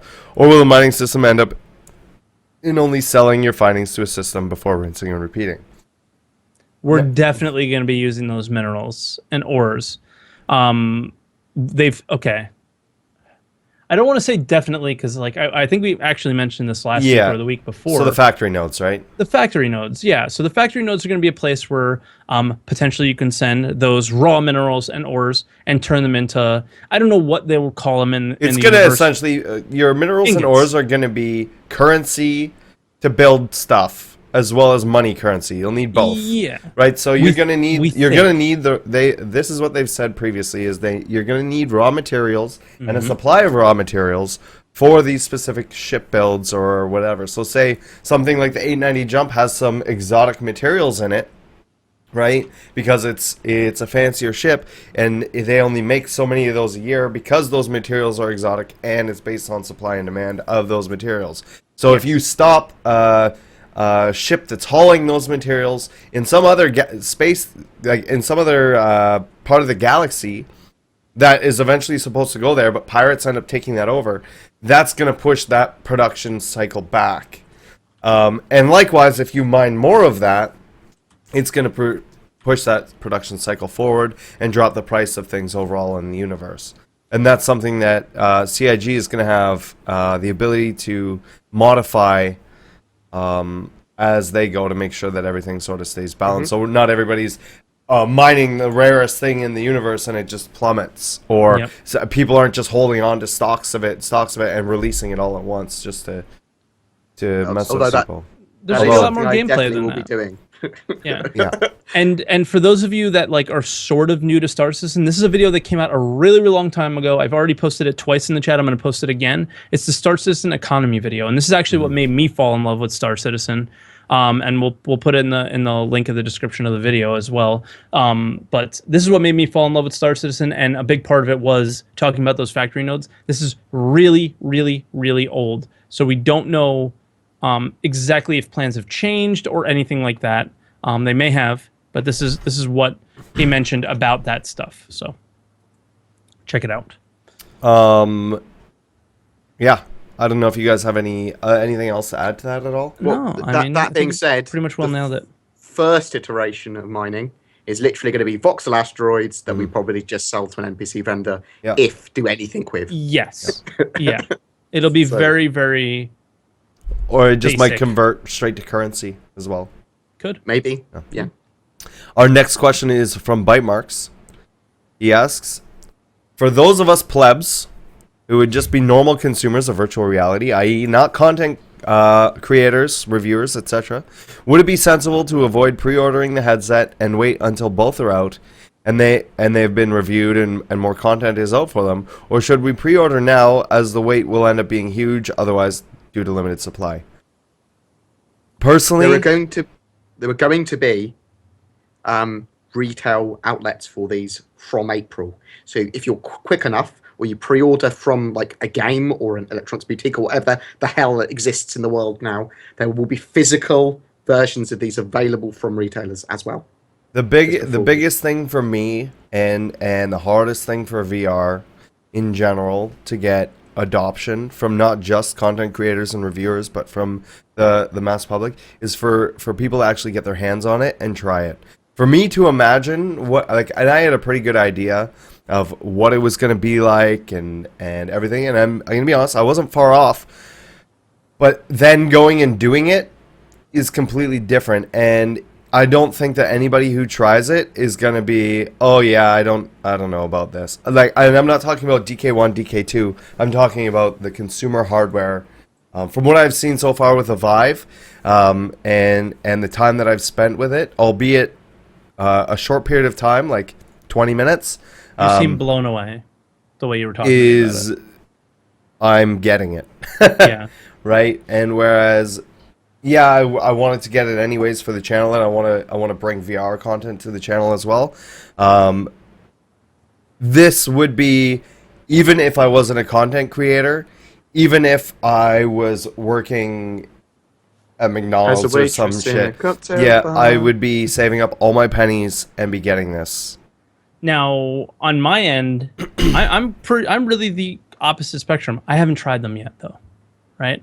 Yeah. But I look at these things as 4K TVs, 3D TVs, HD TVs when they first came out. You're right. You're right. They're overpriced. First gen. Yeah. They're first gen. They're going to improve. They're going to figure out how the production. The quality will go up. Yeah, the quality will go up. The production will be done quicker, thus more efficient. Thus the price will go down. One of the biggest things is there's not that many PCs that can run. Like, you have to be able to consistently run 2 displays at above 60 FPS, 90. Or above 90 FPS. There's not many things that can do that right now. So for me personally, I would wait, because I would feel like spending $900, $800. What was the DK, or not the Vive DK, is $799. Yeah, so the Vive was $799. The Oculus is $599. The Oculus was $599. Mm-hmm. That's a lot of money for an initial thing. And me personally, I would wait. I'm going to see these two guys review it and see what they think, and then maybe I'll get involved in it. But You're you know gonna what? just see us Again, like drooling. And that's fine. Headsets on. It's never been something that I was that excited for. So I am speaking from that point of view as well. So that's not necessarily fair. Both of you guys, that's something you're very excited for. That's something you've been talking about for a long time, and it's something that you're interested in. But I still think it's like the HD TV, like the 4K TVs right now, $3,000. Like, you are 2 years from now, they're going to be $400. You're totally correct. This is first gen technology. We're not sure exactly how it's going to be supported. This is like Betamax, VHS, 4K TVs, 3D TVs, all of that sort of stuff. You're totally right with that. Anyone that's asking the question, should I wait or should I not? Wait. Yeah. If you have to ask that question, if you don't have the totally spare money to just blow on it, then wait. It's first gen technology. It's going to be cool, but in a few years we're going to have some better stuff, and these will be cheaper come middle of next year. They're going to be a lot cheaper. Yeah. So you're only paying for the premium of having them early, really. And I mean, even like the whole VR thing, the whole VR movement is like 2016, 2017. You also have to remember Samsung is releasing Gear VR with all of their Galaxy phones, the Galaxy Note, the S7, and all of that. And that's going to be huge mass adoption there. And that's going to be that. I think that is what's going to bring most people in, because it's going to be available to a lot of people. People will have friends who have it that you'll be able to try it. And then from there, you'll be able to be like, okay, wow. We're going to see in 2017 an influx of new headsets from people using open source VR stuff. So we're going to see the Star VR. We're going to see Razers, whatever the hell they've got. We're going to see loads of different headsets. Well, even Valve is putting their stuff out there. They're making it. Right? Yeah, exactly. Because they're not like, this is just the HTC version of that. This isn't Valve's thing. They're just partnered with Valve. This isn't Valve's headset. So they're licensing out the lighthouses and all that stuff as well.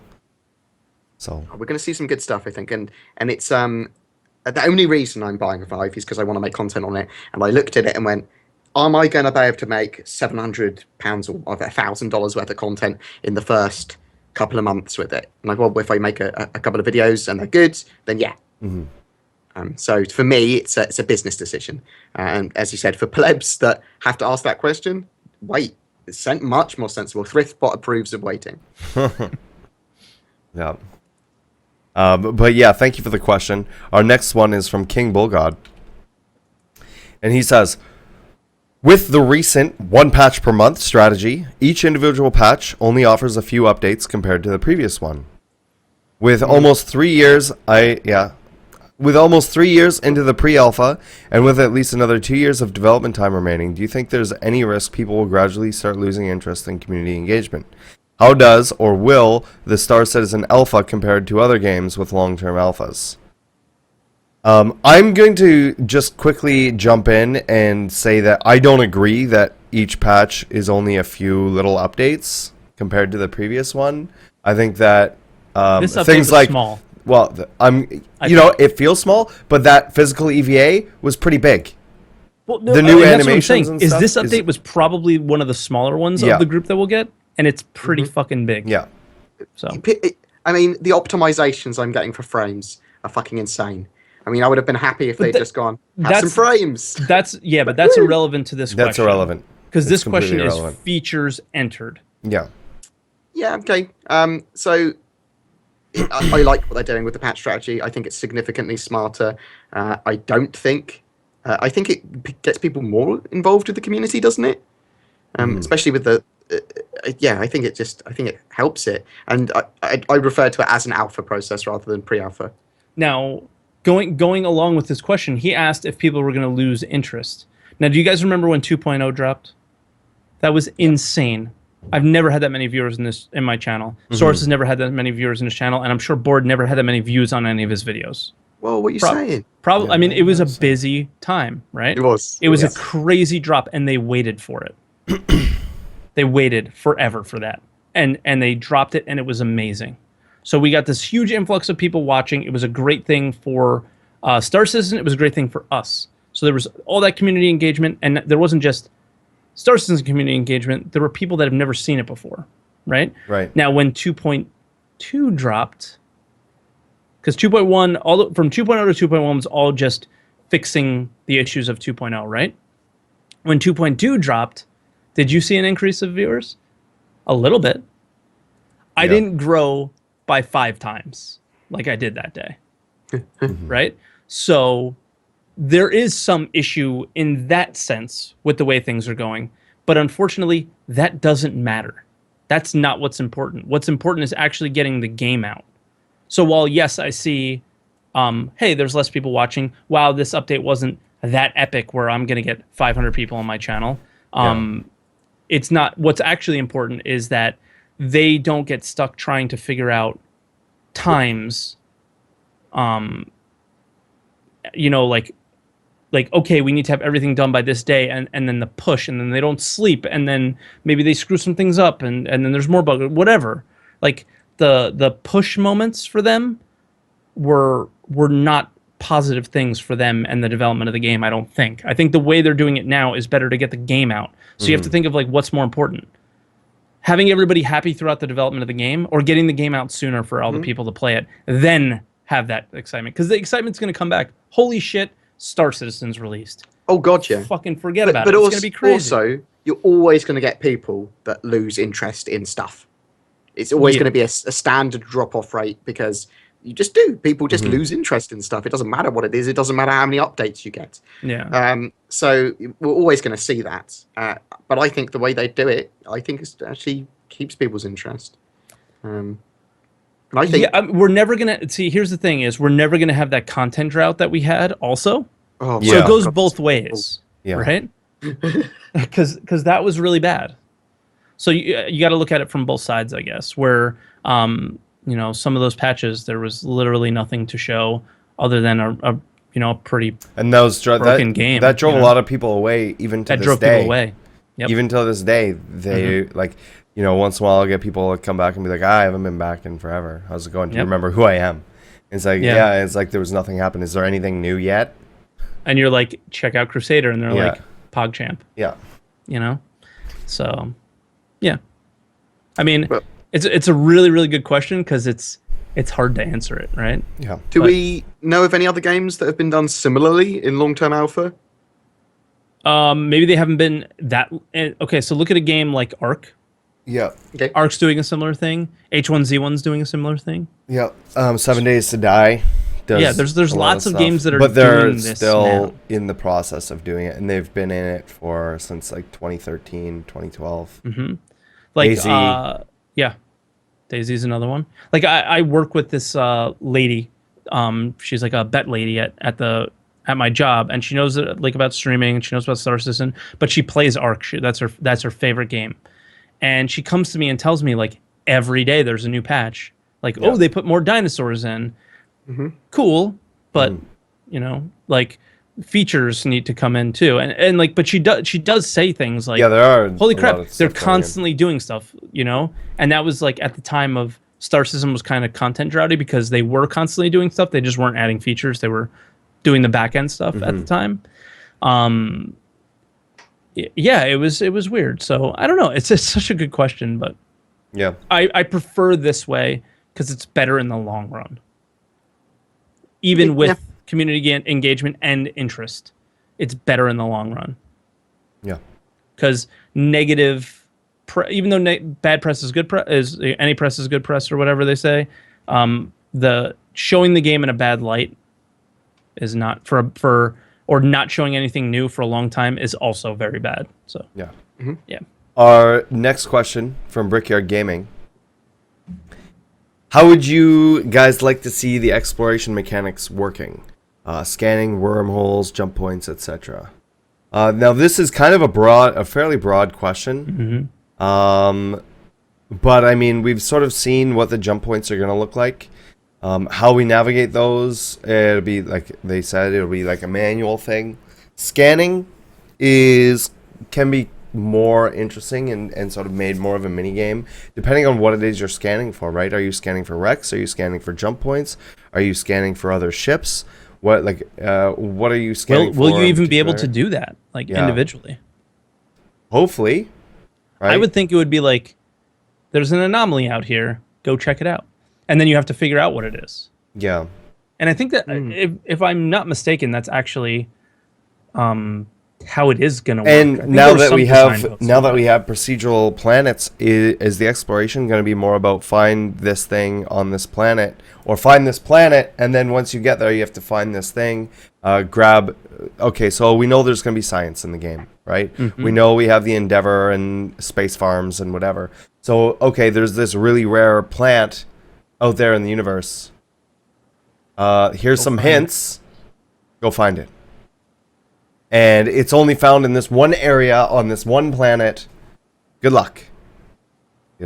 And stuff like that. So it really depends on how they want to carry out exploration and what exploration means to Star Citizen.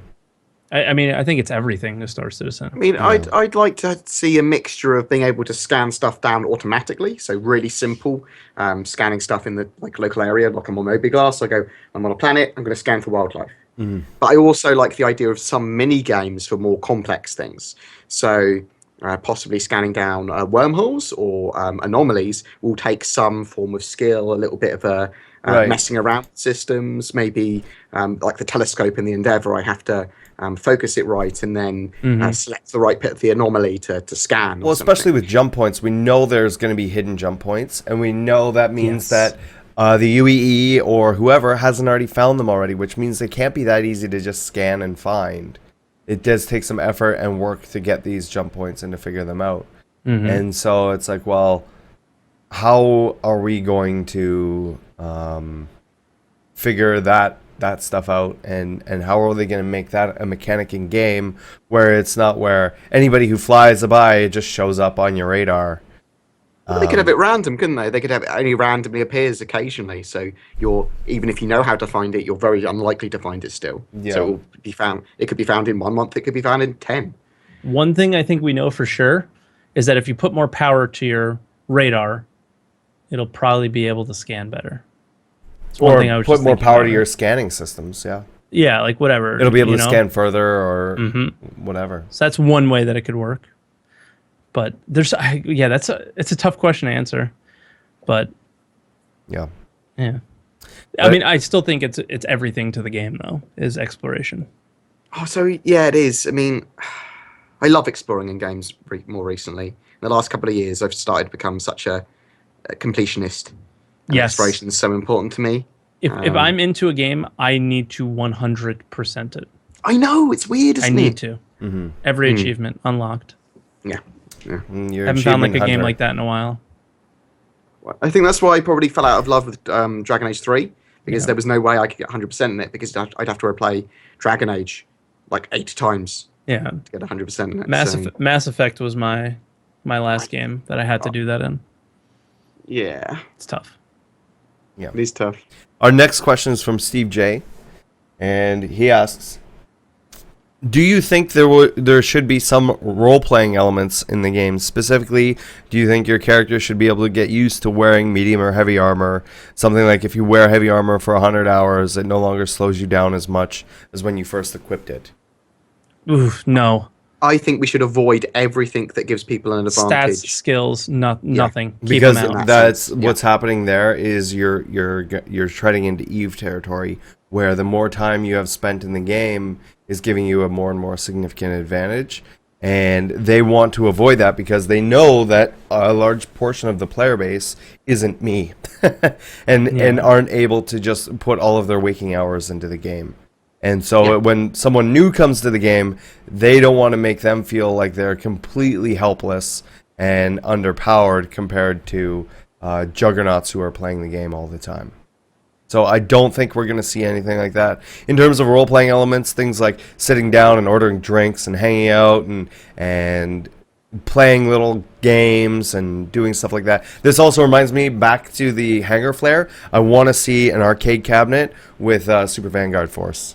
I've wanted that for a long time. I've wanted that. I thought about making one for my room, a Super Vanguard Force. Yeah. cabinet, which you could also play Star Citizen on. That's what I was thinking. That's up there with my Benny's machine idea.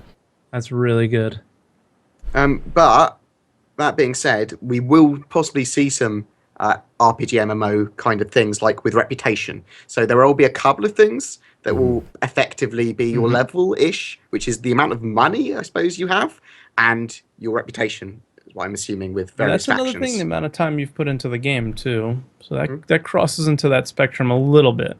Yeah.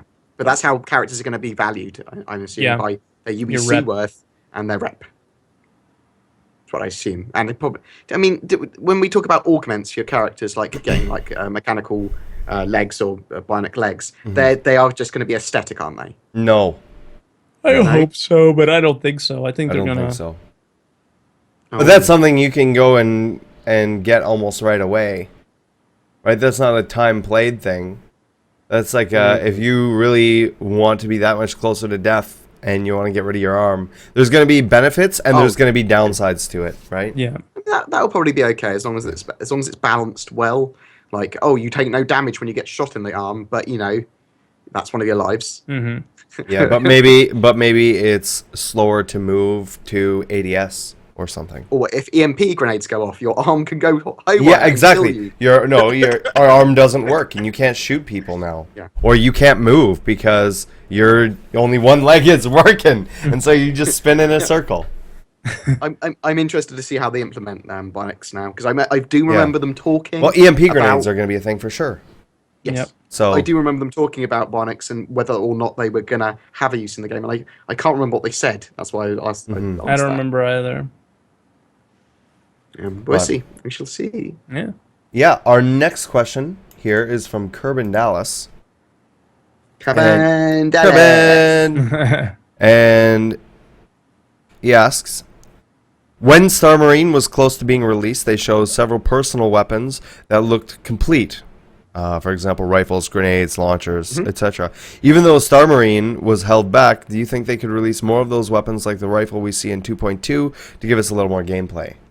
He's actually said riffles. I know. I fixed for him. I knew what he was saying. I didn't want to call him out. But BoredGamer is that kind of guy. Yep. Yeah. But yeah, it's I think we will start to see more stuff, and we're starting to see that now, right? We have the ballistic pistol in now. We have the energy rifle in. We have the P4AR. We have the energy rifle. I know that they tried to put in the electric shotgun previously. Well, I think that was an accident, wasn't it? Because we called it the crash shotgun, actually, sorry. Yeah. Does it crash the entire server? Who is we, Otherwise, by the way? Me and it's just me. Okay. It's the royal we. I mean, We just is making Board sure. Gamer, and the voice is in his head. Yeah, I was just making sure. Sharp. What? Yeah. They're But- exposing us. Like, God, I want a sniper. He said riffles twice. I want a I thought sniper. it was a typo. It's not a typo. Oh my God. Not everyone speaks English. Okay, chill out, bro. It's got lots Very of F's. I Board want a Gamer's sniper. easily used, yeah. Well, that's I in want a the sniper. sniper rifle model is in the game, right? If you go to It's Cubby in, Blast? ArcCorp, right? Yeah, in Cubby Blast. Yeah. Yeah. So, Twerk, would you prefer a sniper rifle or the railgun? I want. Oh God, the railgun. Like, how do you not the railgun, dude? Just like, shooting as ships- from okay, the so- landing pad. Something I've been doing later is I've been calling it trapdoor spidering things. So I'll go out because EVA is so good and you can get really fast. Get anywhere So so this fast. this is what I do. So I'm giving it away to everybody who's watching this and watching this question on YouTube. Is I'll go up to, you know how there's the rings in Korea? I'll go under the rings where it's dark and so they can't see me. And I can see people fighting and I just sit there. And I just hang out and talk to chat and whatever until I see a ship coming in down to land. And then as soon as they come in, I'm like, trapdoor time! And I just rush over there, and by the time I'm there, they're getting out on their ship and running away from me. They don't see me, they're just running towards the door, and then I just mow them down. But then also, if you had a railgun, and you're trapdooring get them to the ship. as the ship is coming in to land and coming down to land, then you just, oh surprise, because they don't see you on the radar. And- I'm oh, wow. hoping that when you fire the railgun while in EVA, It it launches pushes you you back. to Port Olisar. Yeah. It probably will in the initial release of it. Yeah. That's another thing, Source. So you bring a really good point. Is because you're not on their radar. Remember how in one of the patches there was. It might still be. Well, there but it's should be hard to see. FPS radar soon. Yeah, They said they was we supposed need to be that, in, man. and That's a it's not feature there. that probably needs Well, to come in. It needs to be I in. want a radar on my Moby class. I do want a mini-map. I do want a mini-map radar. But I'd like the idea of having organic scanners for my ship, so it can be less good You at could switch. detecting. Yeah, or From or just landing switch, yeah. to organic to Mhm. ships. Yeah, yeah. Okay. I like the idea of detecting organic material because, people could be near your ship, like Saurus. Yeah. So you keep going, I'm a spider! Trapdoor God. dab. Spider-Man, Spider-Man. All right. Spider pig. Our next question is from Son of Anarchy 476. So there was 475 other Son of Anarchies out there. Yes. It's a pretty. I read somewhere in all of the CIG information that we may have the ability to have multiple alternative tunes per account. This is correct. And that we may be able to use those tunes in place of NPCs in our multi-crew ships, which is also correct. That's correct. Have you heard the same thing? No. If so, is it still a thing? Maybe. Or am I just imagining things? Okay, so You're yeah, not. no, that's definitely a thing. So what they had said is any ship package or game packages that you have on that account, obviously because you can't have multiple game packages on one account, it doesn't make any sense, that you could use those as either alternate characters with completely different affiliations and statuses and whatever, or you can also use those when you're not using them as your NPC party. Now, I brought this up before, and there are some issues with that. Concerning, we know there's going to be loyalty things in the game, right? How are your characters not going to be loyal to you? Like, they're not just run away and never work for you again. Like, that's not going to happen. So, like, you own it, right? They're like, it's real life space slaves. So how is that going to work? How is their loyalty, which is supposed to affect the way that they fly, the way that they do things, the way that like your own characters aren't going to try and pirate your ships, right? Whereas NPCs that you hire, if you don't vet them properly or if you treat them like shit, they may try and pirate your ships on you and have that mutiny. I'm interested to see on how different people that I know treat their NPCs. It's a Yeah. social experiment. I'm really curious now. That would be interesting. Well, do you mean NPCs as in NPCs, their other accounts, or NPCs in general? The NPC crewmen, so NPC people they've crewmen. hired. I'm interested to see how people treat them. Do they treat them like shit, disposable pieces of shit? Do they treat them with respect and kind, and like they would their XCOM characters? Like they Yeah. don't want them to die. I'm really interested now. That's really I think it may go back down to a lot of people will min-max that and be like, what is the what do I need to do? I'm not going to treat this character as a real person like I would treat BoredGamer if I saw him in game, but I'm going to treat them. People will break down exactly what you need to do to keep them loyal, to keep them cheap, and to keep them effective. Yeah. And that's what a lot of people, I think, are going to do. They're not going to look at them. Some people will look at them as, oh, I'm going to treat them like real people and whatever and build this connection. And a lot of people who single-player games and get into those single-player games and stuff like that. But I think a lot of people that are in the multiplayer version of this and everything will just look at them as, okay, what are the base minimums that I need to maintain this relationship with these people, and how do I do that? I need to feed this guy every 30 minutes, so I'm just going to set a timer to do that. I'm not saying that feeding is a mechanic. I'm just saying if it was a mechanic, instead of being like, oh man, how are you feeling? Are you hungry? I'm just gonna be like, okay, the timer's up, and now I'm gonna do this. And it's not based on emotion. It's not based on anything else but efficiency and whatever. And that's not how we interact with real people. It's just how I think I'm gonna be interacting with NPCs. Saurus is a robot. I see. I'm a sociopath, actually. Wow. Yeah. Wow.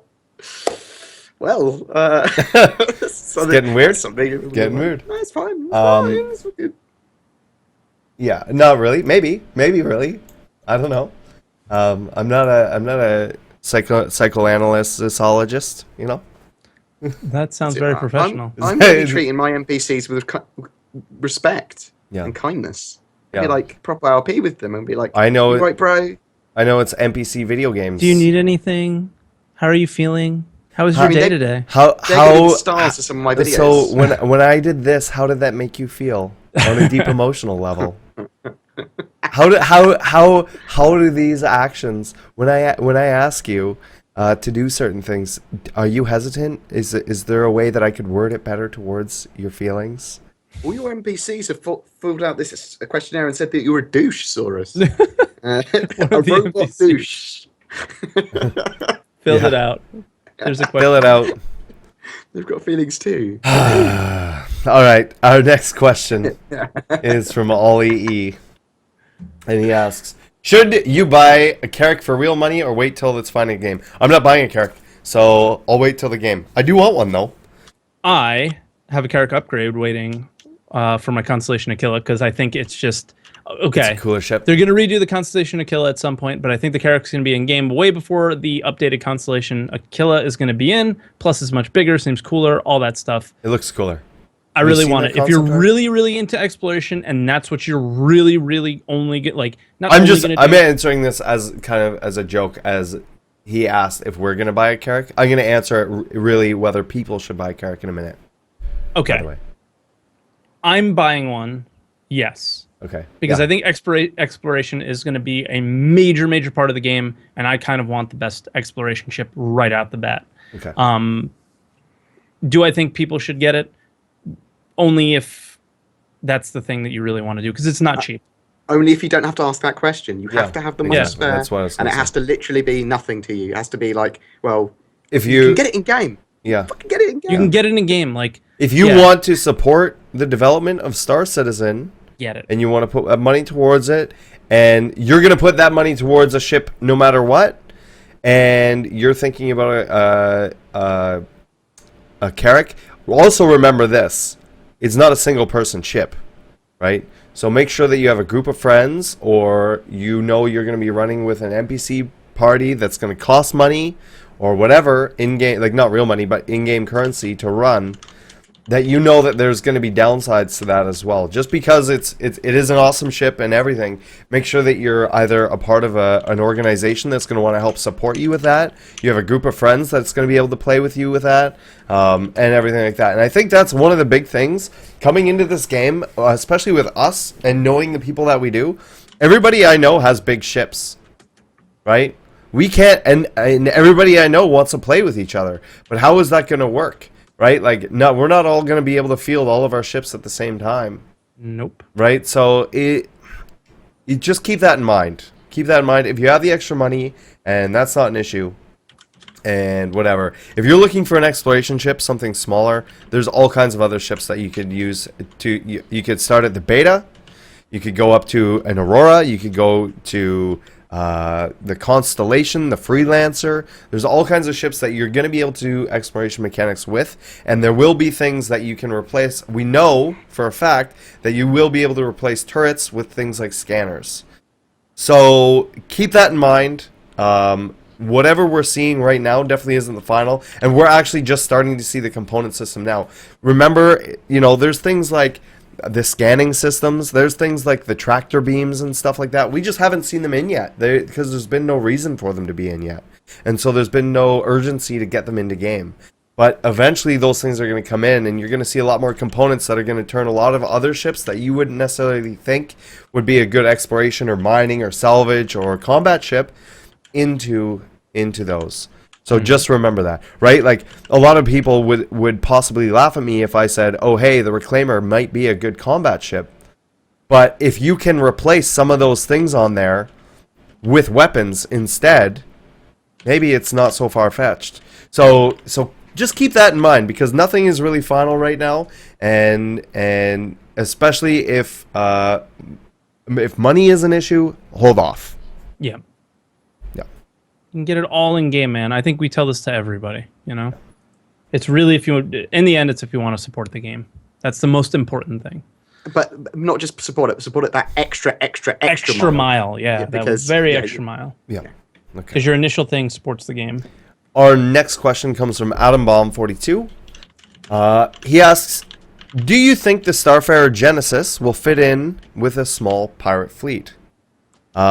Personally, I think it'll fit in with any fleet that is doing long-range transportation or long-range exploration, or anything where you're going to need fuel and you're going to need to protect that because you don't have anywhere to go to. So if you're doing anything out in, I guess we'll call it in the sticks of the universe, right? Out in the backwoods, you're going to want something, not just a Starfarer that's going to help you do that, but a Starfarer Gemini that's going to be able to help protect itself, I think is going to be important. See, for me, it's Starfarer Genesis. Oh, so it's the Starfarer Gemini, and I was thinking the whole time the Genesis Starliner. Yeah. When I read this question before, and I had it in my mind, so I'll take it back. But yes, I agree with you 100%. My point is exactly the same as yours, now that I already thought it. I don't think it's any, not necessarily pirates, not necessarily bounty hunters, whatever. Anybody who's going long range is going to find it useful. Now, the only thing that I ask is, what is a small pirate fleet to you? Maybe it doesn't make sense to bring a whole Starfarer if you're just bringing a couple Hornets. A couple ships, yeah. Right? But, or it also depends on what the flight range is for the quantum fuel. Now, we have quantum fuel in the game now, but we don't really run out of it at the moment.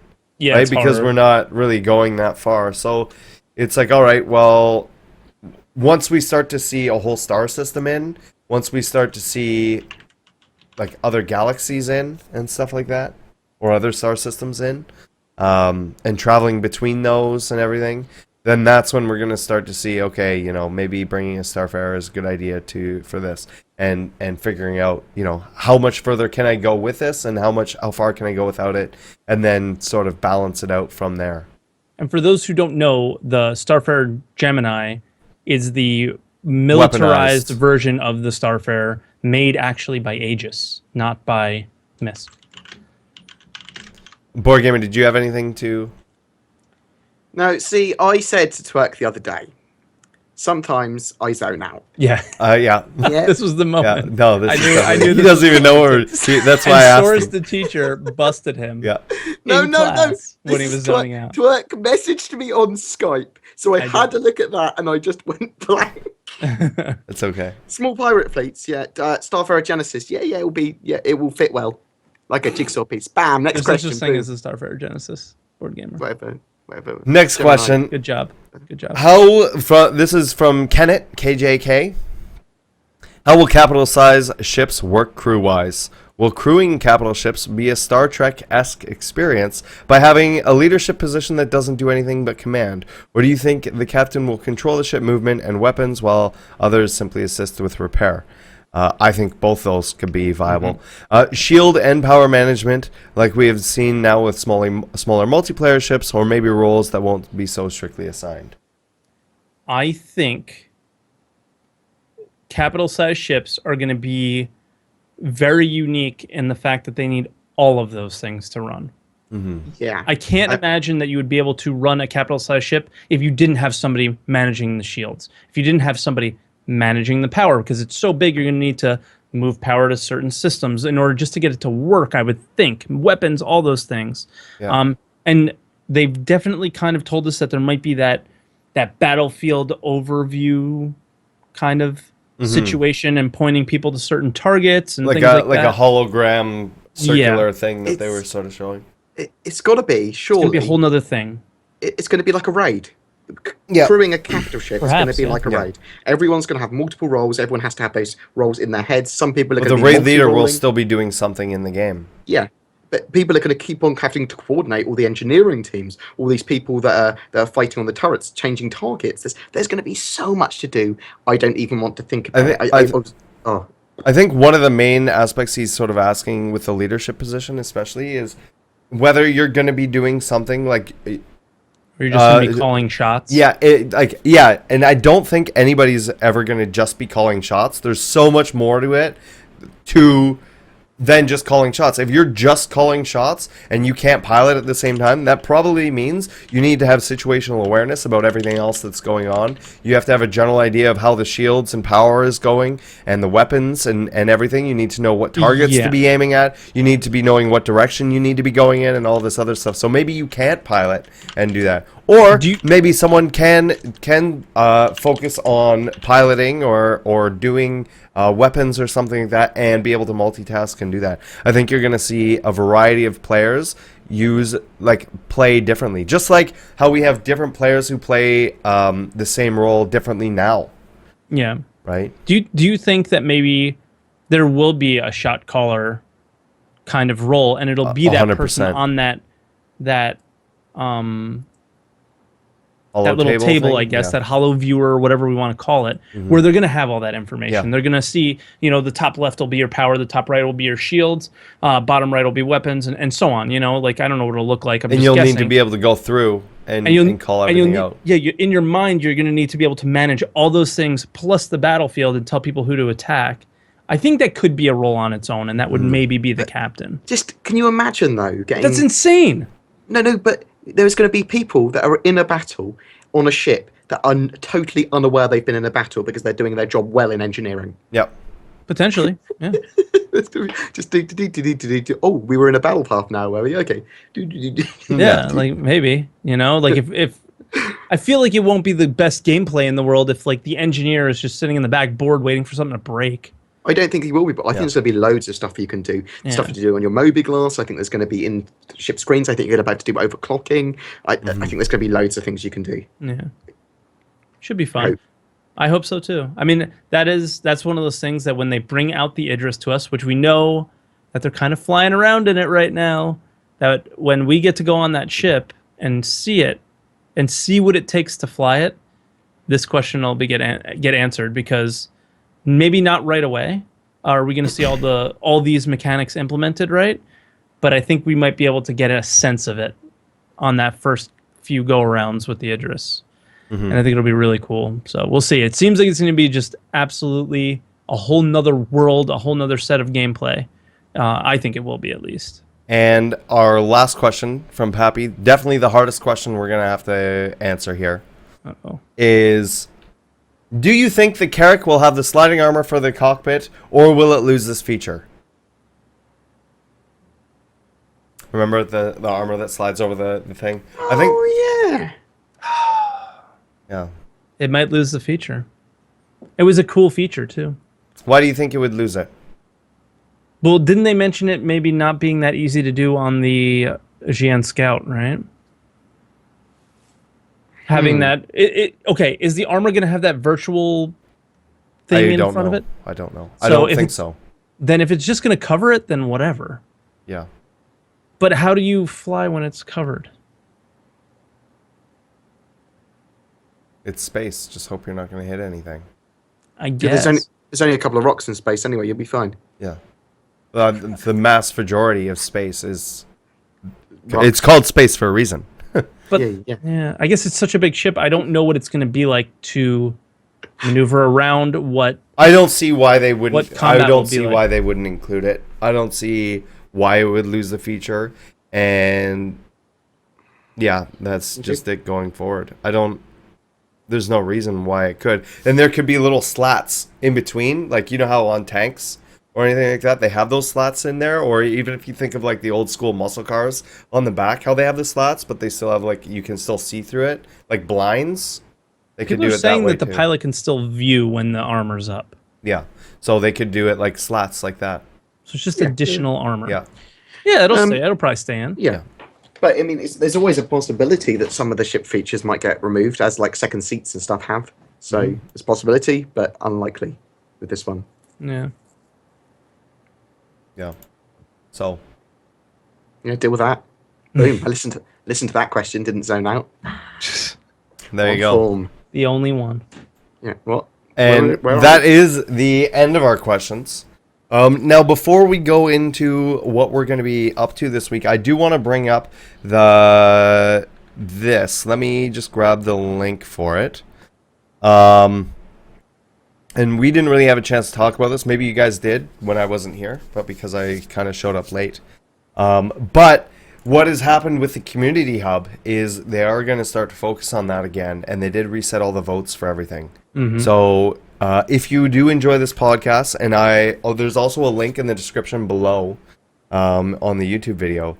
If you do enjoy this and you do like it, feel free to go vote for us on the community hub.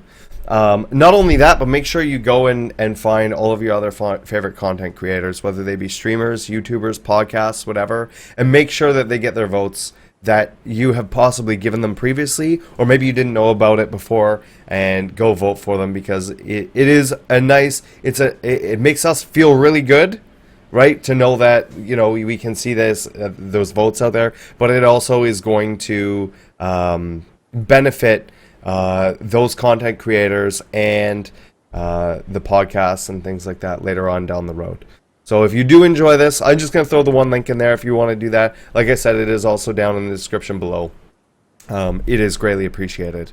Also, the forums for the redacted.tv are almost ready. We have internal date of the 5th that everything should be ready by. It actually should be ready before that.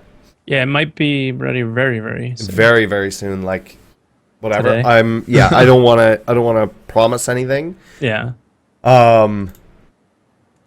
But yeah, so do that and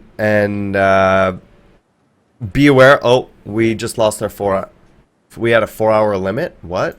Of the video call? I just lost you guys' videos. Oh no. Well, it's fine. We're signing off anyway. Yeah. Yep. So that's those guys. Let's Love you guys. I guess we'll just talk about ourselves here, and I'll just put the redacted screen up, the starting screen, and we'll just. I just talk put about... myself back on. Oh, did you? Okay. Do you see me? Yeah, I can see you. BoredGamer. Just put your video back on board. Board has issues with this video. It might not work. Wait for it. Right. Oh. Hello. Yay! Got issues Never with your mind. face, mate. We're back. Yeah. So what are you up to this next week? Oh, and before I go into that, the website stuff, the Patreons, we're going to be taking a look at that later today or tomorrow. I want to say a huge thank you to all the patrons Yes. who support not only myself but Redacted as well.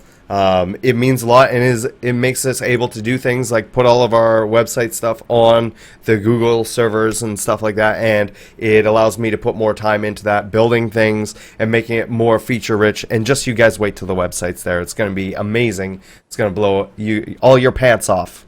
Nobody's going to have any pants anymore because they're going to be blowing off. They're going to be walking down the street and it's going to just be like, thump, pants I'm gone. not wearing trousers anyway. Well, see, it's already working. What, you going to blow up mine, Saurus? It's already working. Hang on. It's already working.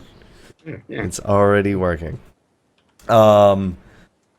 Yeah, so I guess What do you want, moving What are you up to forward. next week, Teknoaxe? Myself, we're because Star Citizen's been so fun, and I would think that we're probably going to get a release pretty soon to 2.2. Is I'm going to be playing a lot more a lot of Star Citizen. We're still going to stick to the Mondays with XCOM. It's been really, really fun. Other than that, Twerk plays far too much Star Citizen. yeah, it's ridiculous. But I mean, other than that, I'm still waiting on some ship giveaways. We gave away an Avenger last week that was kind of just out of the blue, like, let's do this because I can't wait for 2.2 to go live anymore. But as far as giveaways go, I have nothing scheduled at the moment because we're kind of want to see what packages they put on the website after 2.2 releases.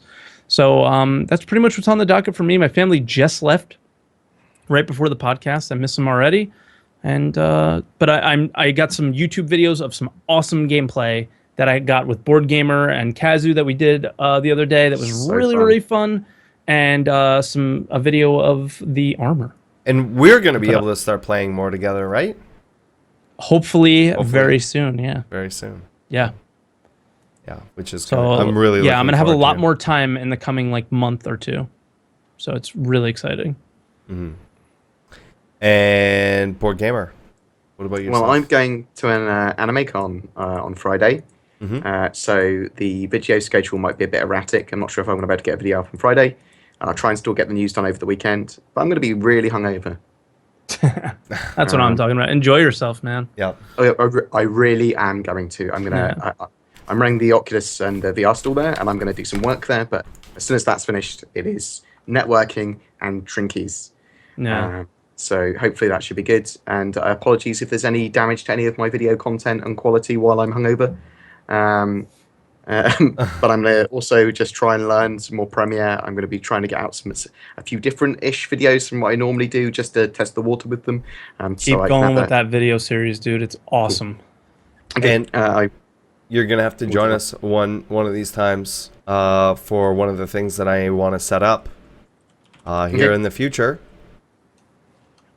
And if you're watching the stream right now, join us for some Red Hot Fireball Fridays. I see. Yeah. So gonna set one of those up. I have a lot of meetings coming up with other Twitch partners and stuff like that, and you guys are gonna start to see more Twitch streamers sort of hang around the channel as I'm interacting with them more, not only online but in real life as well, as we're moving forward, looking at internet plans and seeing where is viable for the stream house stuff. Obviously a lot of Star Citizen still, being able to get into that and play that with you guys. Always looking for people to join me in game. Yes, it makes it so much more fun. It makes it so much more fun. So we also have Moderator Appreciation Day on Friday, right? So we do that the first Friday of every month, where all my donations and everything go to the mods. And we play, not only do we play Star Citizen, but we also play some other games as well that are really fun, that involve everybody. And they get to choose the music and stuff like that. It's a really good way to bribe the mods and get away with shit you normally wouldn't be able to get away with on my channel. And what else? I think that's pretty much it. Just a lot of meetings. Gonna be going. I may have to take a day or two off in the next week or so, because I need to go down to. I know, casual. I need to go down to a couple game studios here in Vancouver that are focusing on VR stuff to help them with their Twitch things as well. So I'm gonna be all over the place and doing all that stuff. So yeah, pretty awesome. As always, you can find us all on twitch.tv/twerk17 or twitter.com/twerk17gaming. BoredGamer UK on YouTube, or BoredGamer UK on everything else as well as Patreon. And you can find me at twitch.tv/WTFosaurus, twitter.com WTFosaurus, and everything else WTFosaurus, Patreon, and all that other fun stuff. Thank you again for coming and hanging out, guys. You guys really are the driving force behind this podcast. If you weren't here to watch this, we wouldn't be making it. So we greatly appreciate that. Next week, our podcast is not only, I think it's our 49th. Yep. I don't think it's that one. I think it's the one after. Our 50th episode is going to also be our 1-year anniversary of the podcast. Oh, that's right, because we missed a couple. Yeah, so that's going to be... yeah, literally, we missed 49th 2. is the 1 year. Is it our 49th? So next week. Yep. Next week. Okay. We missed 3. Next week is our 1-year anniversary. So we'll try and figure something out cool for that. I will be on right after this. I'm going to be about 10-15 minutes because we got to set some things up here using different programs and stuff. So once again, thanks to everybody for coming out, and we will see you next week. Same bat time, same bat channel. Bye, everybody. All right, guys. Take care.